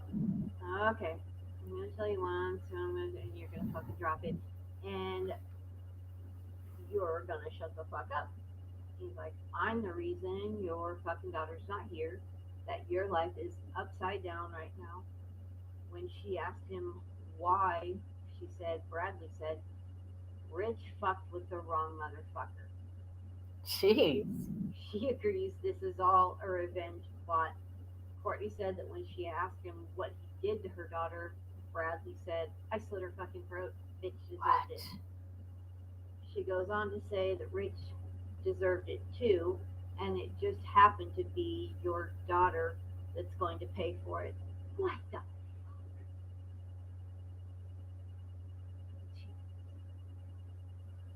Even though I've already heard all this stuff once, it's still shocking. Courtney said when she asked about her grandson, she said Bradley said, "Oh, I stuck him in a cooler, stuck him in a trash bag, threw him in the trash." This guy needs the needle for the firing squad, or even better, Old Sparky. Detective Lieutenant Pisker asked Courtney that if Bradley is paying Rich back, why cut the baby out, and she said because if he would have left the baby in there and had somebody found her before, he would have survived, he would have thought. Courtney was asked why not just cut the baby out and kill it, why take it, and she said that he told her the baby wasn't breathing when he pulled him out. Again, she was asked why he'd take it. Now she answers it was because he didn't want Rich to see they were together. She admitted she didn't know what that meant. When asked about where the baby is now, Courtney said he put him in a blue cooler, in a trash bag, and into a GFL container. She confirmed that he's talking about a residential GFL trash receptacle.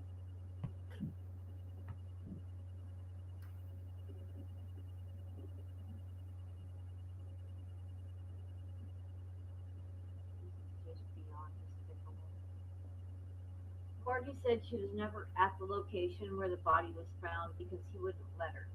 She doesn't know how many times he went to the location. When asked if she was killed at the location she was found or at the end of her driveway, she answers she doesn't know, but said it wasn't in her driveway because he pulled away quickly with her. Courtney said that he walked out of his truck. I didn't know you walked out of your truck, but okay. He walked out of his truck and not the house to get her out of the truck, confirming that it was from the escape and into the Ford F-150. When Detective Lieutenant Pisker reminded Courtney that she knew where the knife was at, she said he threw it in a dumpster at Cadillac Shores. When asked when he had done that, she first announced that it was her hunting knife. She said it was probably like a week after that the knife was put in the dumpster. She did not know what happened to the disposable scalpel. Adam, she had no clue and wished she knew. Detective Sergeant Ross asked Courtney what she was looking for in an immunity agreement, what she was afraid of, and then confronted her that she had provided a lot of misinformation to the police. She reassured us that she would cooperate the whole way. Detective Lieutenant Pisker pointed out that her obstruction of the investigation, she agreed. Jesus.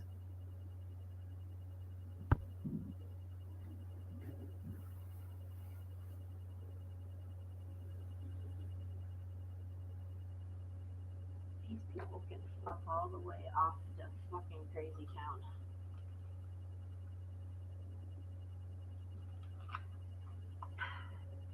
Okay. When asked about the seat covers, Courtney said Bradley burned them. She also said that Bradley went out and cleaned the truck, specifically mentioning the dash. She described that the cloth was burned and the bucket was taken back into the house. Courtney didn't think the floor in the truck was clean. Courtney was asked about the Kimmy stuff, and she suggested that Kimberly doesn't know anything. She was just trying to feel important. Jesus. Detective Sergeant Voss confronted Courtney. She was the person who told us recently that Kimberly was in the black car. She reported Bradley came up with the story about Kimberly. Courtney said she knew that Kimberly told us that she hit Courtney, hit her, and hit her body. When asked how she knows that Kimberly told us this, Courtney said that she told Ashley and reported Ashley is Rich's baby mama. Ashley has a son with Rich Fowler. Courtney Hope that said, child's protected.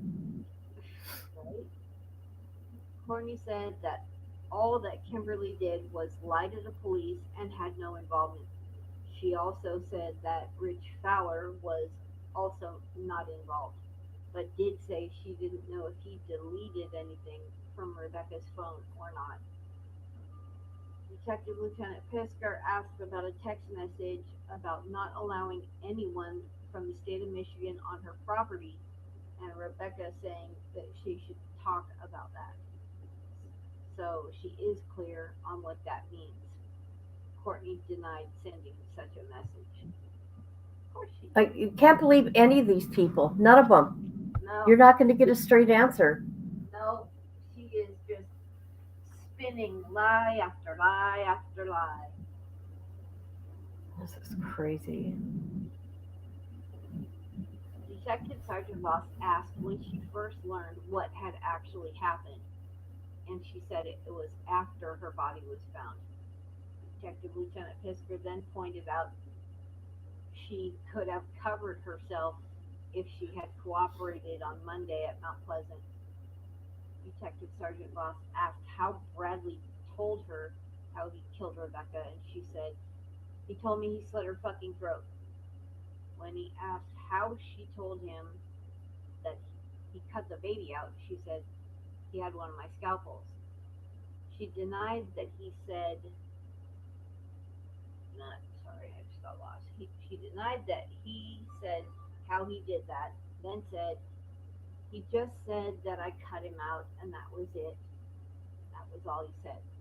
Detective Sergeant Voss asked about the baby getting cut out, being put in a garbage bag, and put in a blue cooler, and what he said about that. She said that he just said he took him, put him in a garbage bag, stuffed him in a cooler, and threw him in a trash dumpster. She knows that it was that specific cooler because his work cooler is gone. She shows the size as a lunchbox size cooler and described as a soft-sided cooler with hard plastic inside to keep the sides supported, and has a black strap.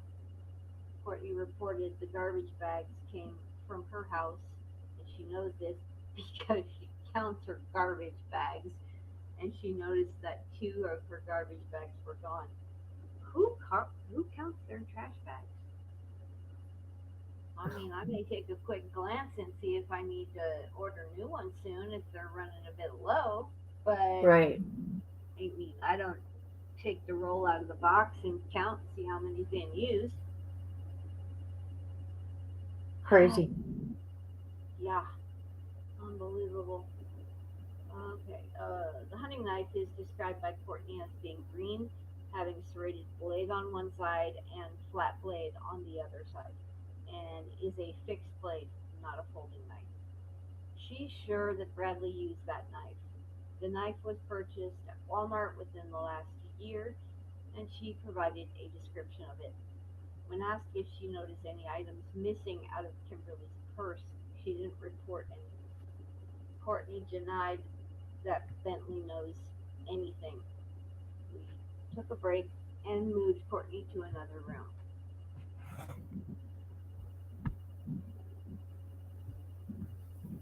Jeez. Crazy, crazy, crazy. Okay. On Sunday, November 30th at 1827, Detective Sergeant Voss and I began a second recorded interview with Bradley Bartholomew. We reminded Bradley that the rights we discussed earlier still applied, and he agreed he was still good with it. Detective Lieutenant Pisker notified Bradley that Courtney was putting it all on him. He broke down details that Courtney had provided. Detective Lieutenant Pisker explains how the investigation has come down to involving himself and Courtney. Detective Sergeant Voss explains how we believe it went down and how evidence will support the investigation.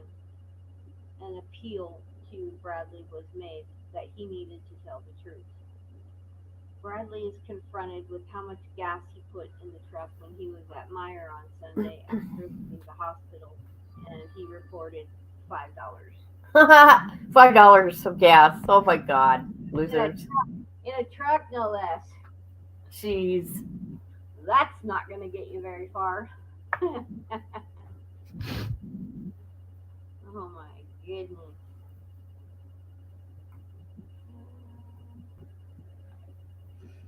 Okay. When asked about information he feels we should know that we haven't already discussed, Bradley reports that he knows his lunch tool is missing, describes it as being blue, and thinks it's an Oregon Trail brand. Uh, he said it's big enough to hold an 8 pack of pop bottles. His description of the cooler is basically the same as Courtney's. He estimates the cooler has been missing for 2.5 weeks. Bradley is not aware of Courtney counting their garbage bags because of Bentley's use of them. We confront Bradley that she's blaming him for dumping the body and putting the fetus in his lunchbox. It is explained that she's attempting to place the blame on him. Bradley is confronted with a statement he made in his first interview that Rebecca was stabbed. Detective Sergeant Voss asked him about that statement again and how he knows she was stabbed.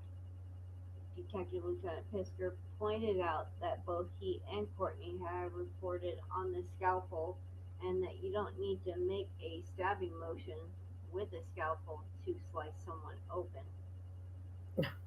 It's pointed out that Courtney said he's threatening her, including in the parking lot prior to them leaving for their interviews on Monday. It's also shared with him that she identified that it was revenge for Fowler turning him, ugh, turning on him last year on his SOR violation, to which he responded, "That's bullshit."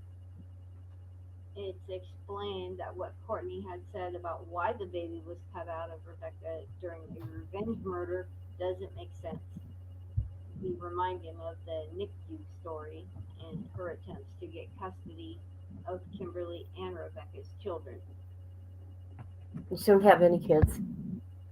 Nothing.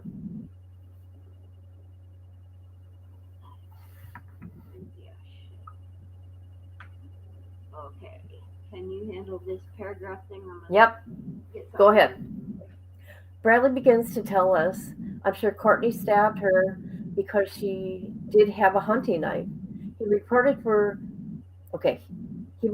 case for the knife, went into the trash bin, and thinks it still might be in the bin. He identifies the knife, went into the trash at Cadillac Shores. He reports that Courtney is the one who cut the baby out of Rebecca.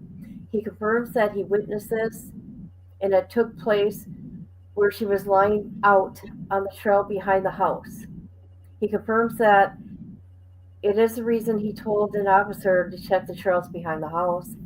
He reported he knew Rebecca had a bunch of leaves on her because Courtney buried her in leaves, where she was found. Bradley confirmed that the scalpel from the bedroom was used. When asked if the baby was alive when they cut it out, he responded, no. Oh, that's so sad. He confirmed that it just had two of them. Okay, it was just two of them present. Detective asked where she stabbed her. Okay, where she stabbed her, where did she stab her? And Bradley said, in the truck. When asked what location Rebecca's body had, Courtney stabbed her, he responded he didn't know because he jumped out of the truck. I don't believe none of them. I'm sorry. This is weird. Bradley reported that Rebecca had gotten into the white truck voluntarily. He confirms that the plan to get the Tide Pods was legitimate, and he was unaware that the plan was to stab her. Bradley denied that there was a plan for this. I don't believe that. Well, in the pickup, Bradley said he was driving, Courtney was in the passenger seat, Rebecca was in the middle. He claimed he did not know that Courtney had told Rebecca to get into the truck. Initially, Bradley was in the house. I thought Bradley didn't like to be around, or they didn't like to be around Bradley. I'm confused. All lies. Initially, Bradley was in the house with Bentley, and he said he went outside to get away from everything, so he didn't have to worry about Rebecca coming in. He denied getting a phone call from Courtney that they were in the driveway. When he got outside, Courtney and Rebecca were in the escape, and Courtney had said she blew out the tire of the escape, so they got in the truck. From here, they got into the trail to the woods because the truck doesn't have a valid plate. Bradley said that Courtney was mad because Rebecca was always bad mouthing her and wouldn't give her a chance to be a mom. Bradley confirmed that Courtney wanted a baby for herself. Despite Courtney wanting the baby, Bradley said it was unrealistic to expect Courtney be allowed to adopt a baby. God, you know what? If it wasn't Rebecca, it'd be somebody else. Bradley described the actual stabbing began when Courtney just grabbed the knife and started stabbing her. The knife had been down on Courtney's right. He said she stabbed her in the chest as far as he knew, but said he jumped out of the truck when Courtney started swinging, so he wasn't sure. Bradley knew they were on the trails and said he could take the officers to the scene. Let's see, where am I? Detective asked at what point did they realize that Rebecca was dead, and he identified that after Courtney cut the baby out. Oh, God! She was alive! Oh, my God. He said that Courtney tried CPR on the baby. Bradley said that Rebecca was not in the truck when Courtney cut out the baby. He said that Courtney tricked her to get out of the truck and made her start walking after she already stabbed her. Rebecca walked behind the truck but was unable to run due to her pregnancy. Detective asked what Courtney did to Rebecca. He explained that Courtney had Rebecca lay down as she was still alive and cut the baby out of her. Bradley said he was beside the trail, telling Courtney that she did not need to do that. That's not right. They do not have a bag or a cooler that the babies eventually put in at that time. Now the baby's cut out. Bradley said they just left Rebecca there. Oh my God. What? He identified that he couldn't tell if she was dead or not. Courtney decided that they should head to the house, and Courtney is holding the baby in her lap. Oh my God. As Bradley drives. Bradley said the baby never took a breath and never heard the baby cry. It took about 5 minutes to get back to the house.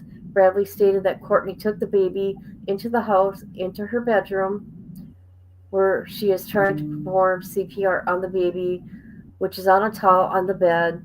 He said he tried to perform CPR on the baby by doing chest compressions and breathing into his mouth. He said this went on for 15 minutes after they arrived home. Bradley reported that Courtney went to the kitchen, got a garbage bag, placed the baby in a garbage bag, and went outside with the baby. He identified that the cooler was on the bed of the white truck, and he saw the baby go into the cooler. He explained that the baby went into the cooler because the cooler be zipped and it had the baby in it, and the dispose of the cooler has not been seen. Bradley said at the same time he is with Courtney, who is now driving the truck, and they went to dispose the knife first. And they put the baby in the GFL tote at the house north of the residence, where there had been some logging done recently. Bradley denied burning the seat covers from the truck. He said Courtney burned them. He said he cleaned inside of the truck using a gray bucket with some bleach water. He denied cleaning the floor and believes there was blood on the floor of the pickup. Bradley denies placing a phone call on 2-track, but again said he found the phone on the 2-track. He did agree that he had the 550 phone. Where am I? On his person on November 3rd. Want me to pick up? I'll finish this part, and then okay. Where am I? Okay. Detective confronts Bradley that if Courtney told him to do this, we want to tell us now. He denies that he stabbed Rebecca. Detective asked Bradley about the card phone with Rebecca. He said he didn't know anything about it and couldn't recall. Okay, what it was, but he knew it was on social media. He did not see the card when he left the area. He also did not see a weapon or a tool when he was at the scene or anything. Bradley doesn't know if anyone had been to the scene where Rebecca's body was since she was killed, and he denied that he had been back there at the scene. When Bradley was asked about Rebecca not having shoes on, he appeared surprised by that. God, that's weird. Bradley gives a description of where Rebecca's body was in retaliation to the trail and where things occurred. He denied that Courtney asked him to position the truck so the lights could assist. He said that the light shining around the side of the front of the truck was enough illumination, for Courtney to cut out the baby. Oh, Jesus. When they left, the body was still the same. Here, you go ahead. My God.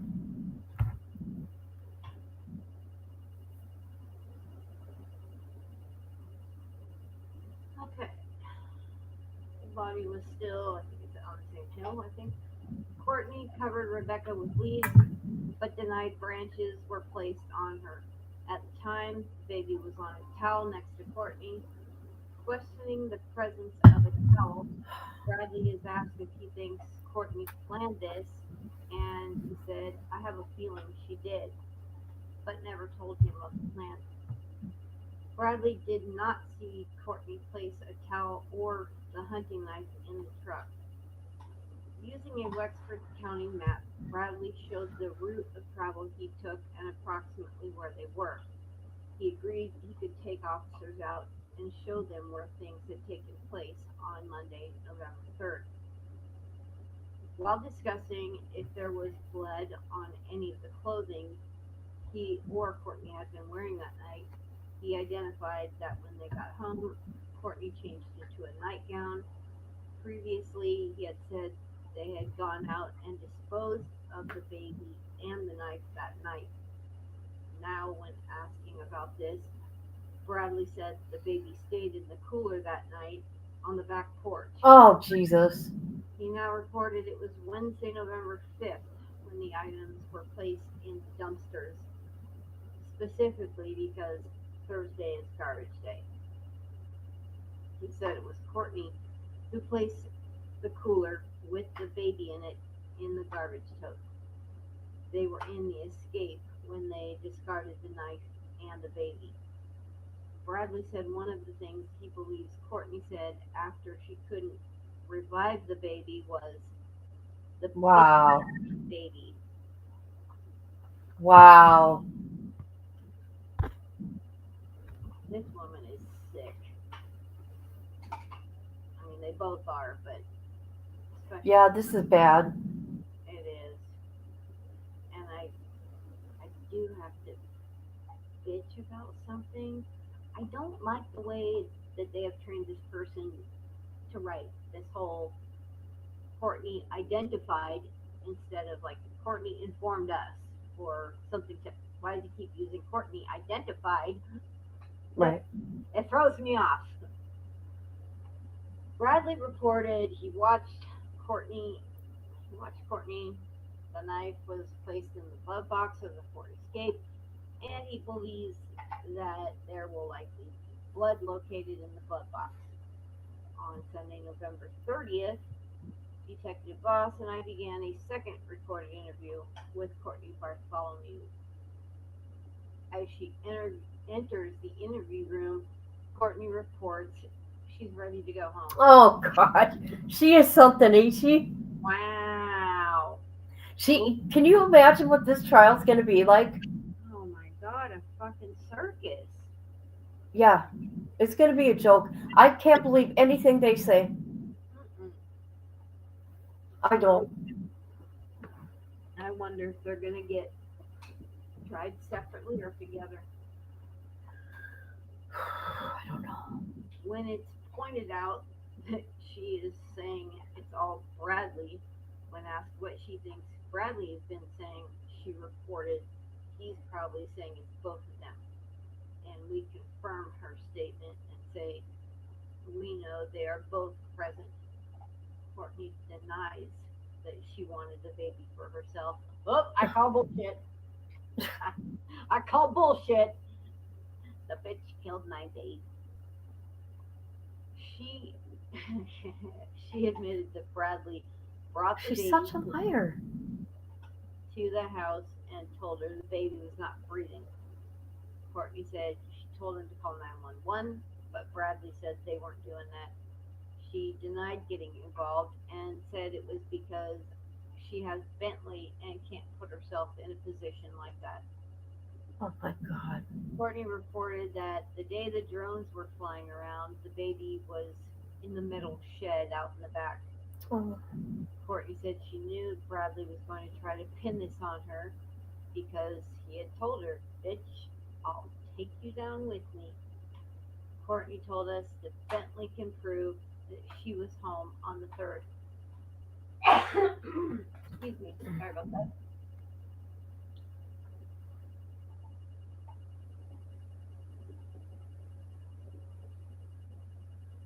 Courtney is confronted with her explanation that Rebecca willingly got into the truck with Bradley, that they even murdered her and cut the fetus out.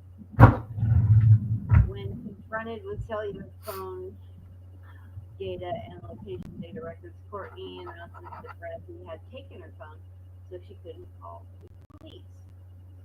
Courtney is confronted with her version of events being difficult to believe. That's an understatement. Eventually, Courtney said she's going to tell us what happened. Brad took her. He brought the baby back. I tried. I didn't. I couldn't. I tried. I tried to save my grandson and began to cry. Oh, woohoo! she killed her grandchild. Detective Voss asked how Bradley took Rebecca. Courtney said he pulled her out of the car and she got in the truck. Yeah, that's kind of sus.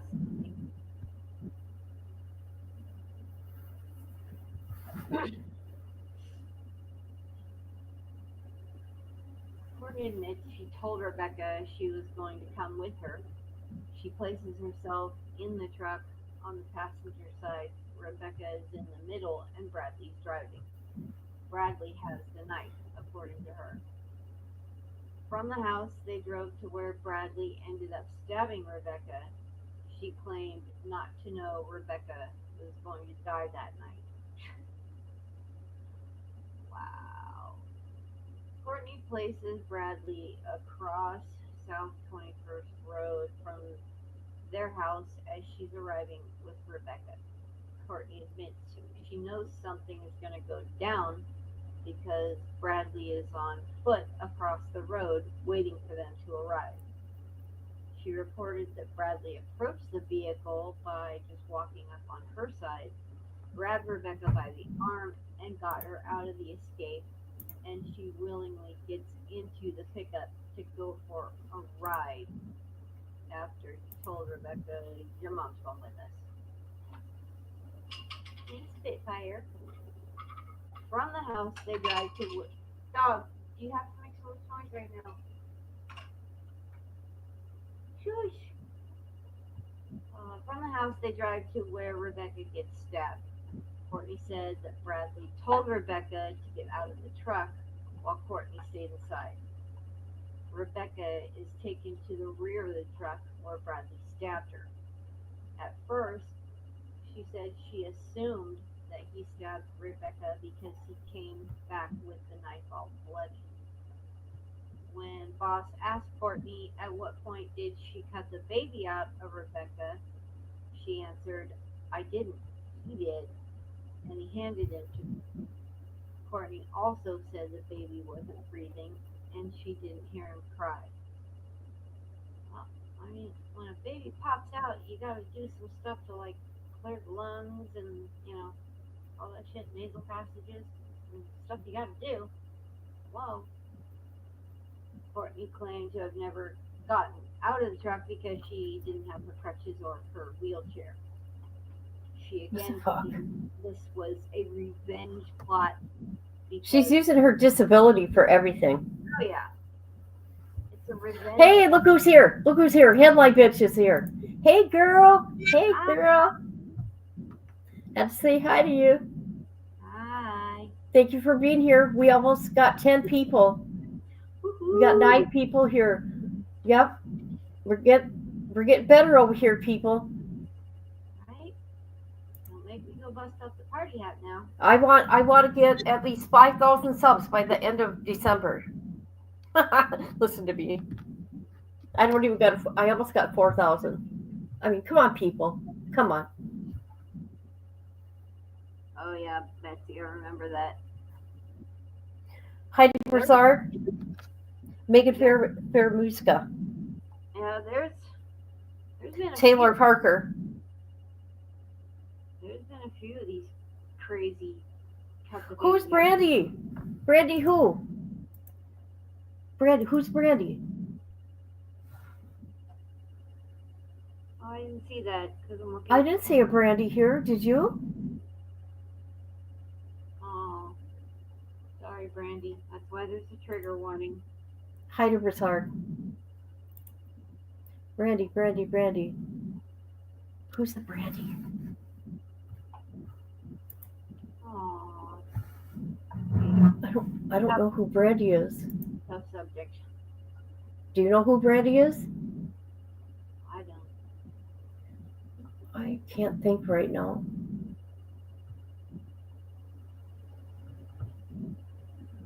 I'm gonna have to look. Hold on a minute. I'm going up. We got Christina. Oh, hey. Get me some viewers. Come on, you can do it. Oh, I know who. Oh, yes, Mama. Hey, girl. Not staying around, dear. This case triggers me terribly. Yeah, it's sad. Okay. I know who this is. Oh, Iman. Okay. Hello, sweet girl.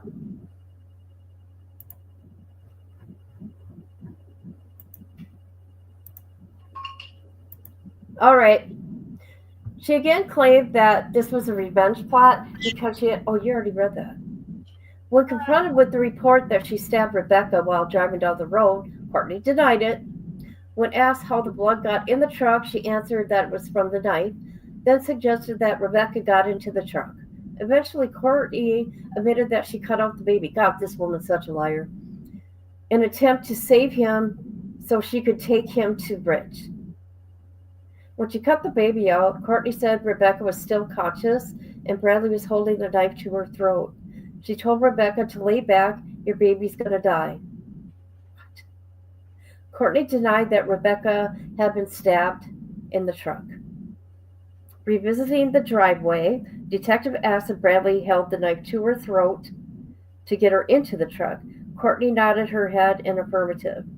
While in the truck, Bradley put the knife by his left side. During the ride, Detective asked what is said to Rebecca, and Courtney said she told her everything is going to be okay. Courtney said she promised that Bradley wasn't going to hurt her. When they got her to the area, this is where it happens, Bradley pulled Rebecca out of the truck and spun her around and stabbed her in the back 4 to 5 times. Bradley brings Rebecca to her side of the truck and is sitting next to the door, and Bradley ordered Rebecca to lay back. Courtney said she told Rebecca that if she didn't lay back, her baby was going to die. Courtney looked in the truck and saw a scalpel, so she hurried up and did it, but her grandson wasn't breathing. Courtney said she started her incision along the belly, and Bradley told her to cut downwards. Oh my God. It would be easier. Courtney reported that Becca was still talking at this time. Oh my God. Telling her to hurry up and asking her if he's out. She said she told Rebecca he was out and that Rebecca told her to save him. When she got the baby out, Courtney said she had dental floss from the dash and she put it in her pocket because she knew she would have to use it to tie up the umbilical cord. She reported tying off the umbilical cord the best she could. Once the baby is out, she said Brad slit Rebecca's throat with the knife. God. Next, she said that Bradley used the cord from the snowplow on the truck to hook her body to the truck and pulled Rebecca down the bank, maybe 20 feet, pulling her back off the road. She said he then covered her with leaves. What is going on? Courtney said the towel in the truck, there was a towel already in the truck, but she didn't know how the scalpel got there. Courtney talked about how she would have come to the sheriff's office if she had been able to give the baby to Rich to report what happened. Discussing this, she claims that since this happened, she hasn't been able to get away from Bradley. When reminded that on Monday she was in Mount Pleasant and he was in Grayling, she could have said something then. Courtney confirmed that after she stabbed Rebecca, she never got back into the truck. She was asked how the blood got into the truck, and Courtney reported it was from a umbilical cord, making blood fly over. Courtney said she never stabbed Rebecca. She only responsible for trying to save her grandson. When asked if she thought she should have tried to save her daughter, she said she couldn't. When asked how many times she talked to Bradley on the ride to her home from Rich's, she reported it was only one. She identified the number 429 phone and that the call they had lasted 10 minutes. Okay. Detective confronted Courtney on 2 incisions she admitted to have made to remove the baby. He asked if she thinks Rebecca could have survived these wounds. She said, no, probably not. Courtney admitted that about 1 or 2 months prior to this happening, Bradley researched a procedure for getting a baby out. Oh, God. Courtney said that Bradley put the items in the dumpster, but she wasn't present in the Ford Escape for both. Courtney is asked whose idea it was to leave the items at the crime scene. She said it was Brad's. Then she identified the items were Kimberly's debit card and razor knife. Courtney reported these items were placed after Kimberly went on social media, saying that Courtney and Bradley were responsible for the purpose of framing Kimberly. When pressed about the debit card, Courtney said it belonged to James Mercer, not Kimberly, and the card came from Kimberly's backpack. She said he used one of the plastic bags from her backpack to keep from getting his fingerprints on it. These items were suspected to have been placed by Bradley the day before Rebecca's body was recovered. She said he left with Escape for about 20 minutes. Detective asked Courtney to provide some info that isn't already known that can verify her statements are correct.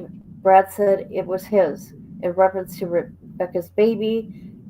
Now, when questioning that they don't like each other, Courtney said yes, they do. Revisiting the conversation she had with Bradley a month prior about C-sections, she reported that he looked it up on the phone. When asked why they were having a discussion, Courtney answered, because that's what he said what was going to happen. She said he told her he was going to cut the baby out of Rebecca right in front of Rich. Courtney said she brushed it off. Detective commented on Courtney's story about having delivered a premature baby at the NICU. She denied it and suggested it was a friend's baby that she was thinking of giving up. Oh my God. See, I told you, if it wasn't Rebecca, it would have been somebody else. Yep. After she's being confronted with the obvious, there was a plan for this to happen. Courtney said Bradley had told her to pull straight in so she didn't have to turn the corner of the driveway instead. Questioning why he told her to pull straight in, Courtney reveals that Bradley told her if he was going to do anything, it'd be right there. When he does grab Rebecca, Courtney tries to stop him, but she said that he had the knife to Rebecca's throat and ordered everyone. Who's everyone? Who's everyone? And ordered everyone to get in the white truck. While in the truck, Rebecca slid over to Courtney, asking what was going on, and she reassured her that Bradley wanted to talk. Courtney described that Rebecca was calm after just having the knife held to her throat in the truck. Yeah, everyone. Wow. Now the story is getting switched up because before it was that she got out of the truck and got into the other one with him. Now she's saying that Oh she my had a knife God. to her throat, and that's why she got in the fire with him. They're all lying. I don't believe anything. Oh yeah. I'll be right back. Hold on. Okay. It is just disgusting. Beyond belief, like beyond comprehension. How, just it's bad enough to take the two lives, but to have your own mother do it to you, that is just awful. What an awful, awful woman. I definitely be in full support if they want to charge these people with a death penalty level crime. That's just horrific. And they still don't have a baby. I mean, come on. People are disgusting. Eesh. So, Okay, sorry. I had to check the potatoes in the crock pot. All right. Let's see. I have to watch from the beginning. I'm very late. That's okay. You're here now. Oh God. It is. This is crazy. This is crazy.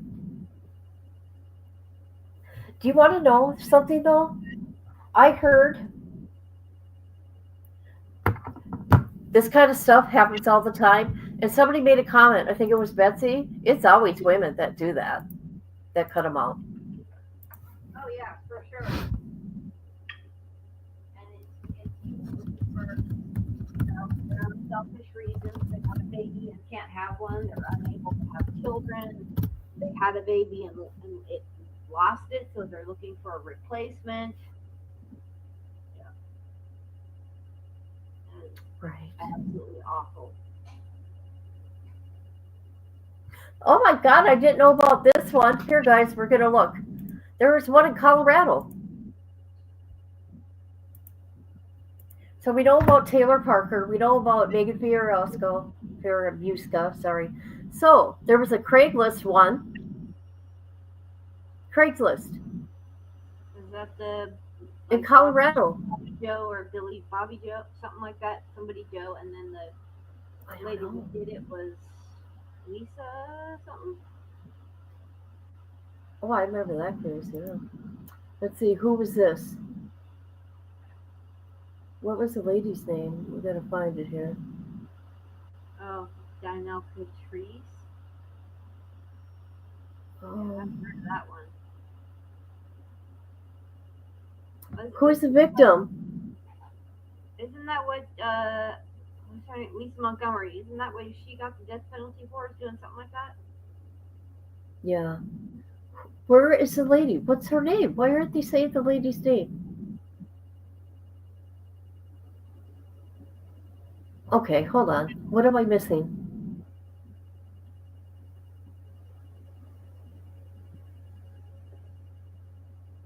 Okay.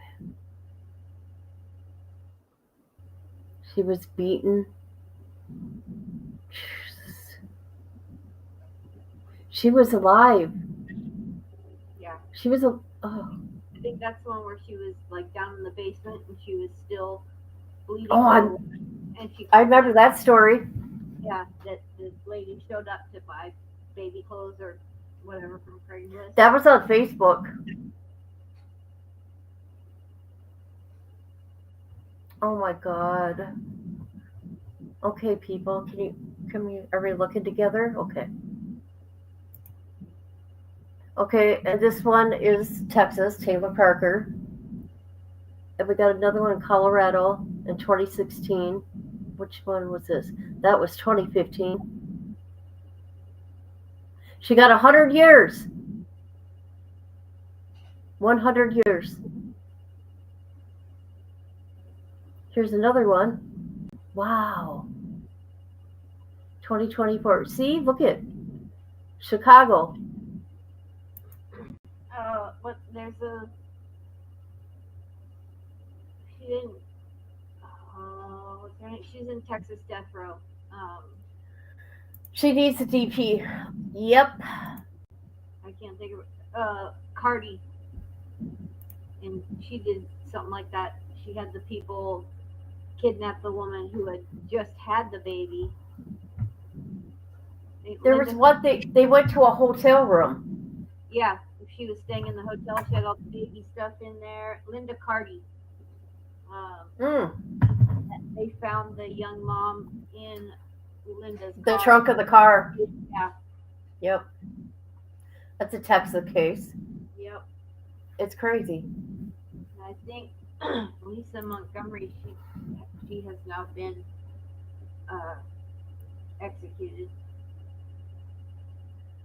Yep. This story is crazy. It's sad.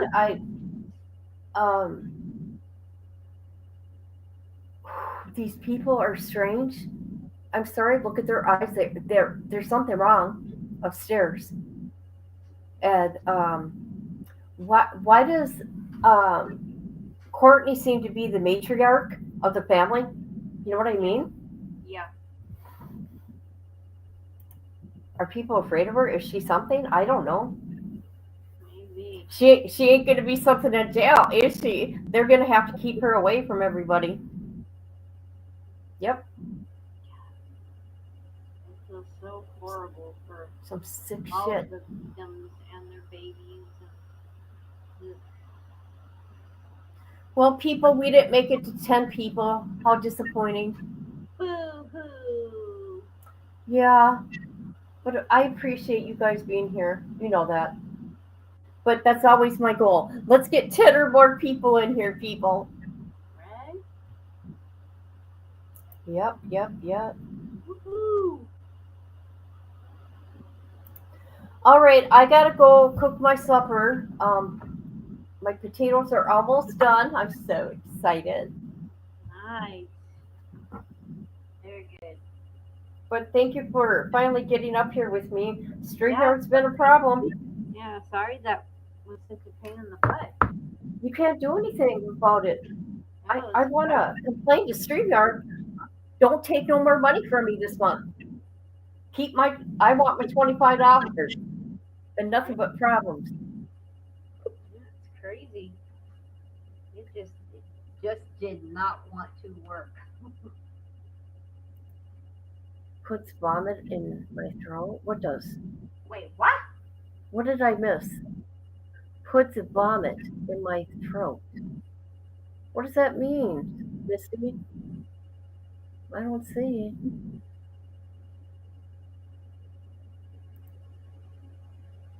I think I Yeah. missed something. Oh, I gotta do that. Okay, my pretties, I'm going to go for now. Okay, I'll probably come back later tonight. Oh yeah, I'm feeling froggy. What I'm gonna do though, when I go get knowledge from my dad's, we have a winter storm, and we're supposed to get 3 to 6 inches, and I'm going to videotape her outside in the snow. Oh, nice. Yes, she loves it. Yep, Does she have little doggy boots? I will, sweet girl. I will take a picture. What's that? Does she have little doggy boots? I bought her a pig ear today at the meat market. Aww. She loves those things. I'm careful of what I give her for snacks, right? Treats. Oh yeah. I'm very careful. I get brands, good brands, but I don't give her a lot. But she likes the pig ears, and she likes, I can't remember the brand. It's sweet potato with duck wrapped around it. Oh, okay. Yep. And that's all I give her. Yep. All right, everybody. Does she Love you all. Thank you for being here for 2.5 hours. Jesus. And please like the video. And J-13, thank you for being here for me. Always. Yeah. All right, my pretties. Goodbye. Boot up the stream, grab your snack and noodle. Here comes the queen, kid and caboodle. Wi-Fi blazing, wig on tilt. More drama than a soap opera quilt. Kit logs on in a sparkly robe, sipping iced tea like she runs the globe. Drops more truth than a psychic at noon, with a cat named Taco and a raccoon named Boom. Kid and caboodle is a hot shit Uber, Wi-Fi warrior, clickbait mover, shaking up the algorithm like a smoothie blender. Watch out, troll, she's a copyright sender. Hot shit YouTuber, talking tea with a pink ring light aura. Yeah. She reviews shampoo and ghost hunts too. Caught Bigfoot slipping in a Gucci shoe. Unboxes snacks, talks haunted dolls, and drops a diss track on bathroom stalls. Kid and caboodle is a hot shit YouTuber. Hashtag queen, thumbnail smoother, dancing in a studio with a llama on her head. Uploading content even while in bed. Hot shit YouTuber. Even aliens subscribe, that's no rumor. Yeah.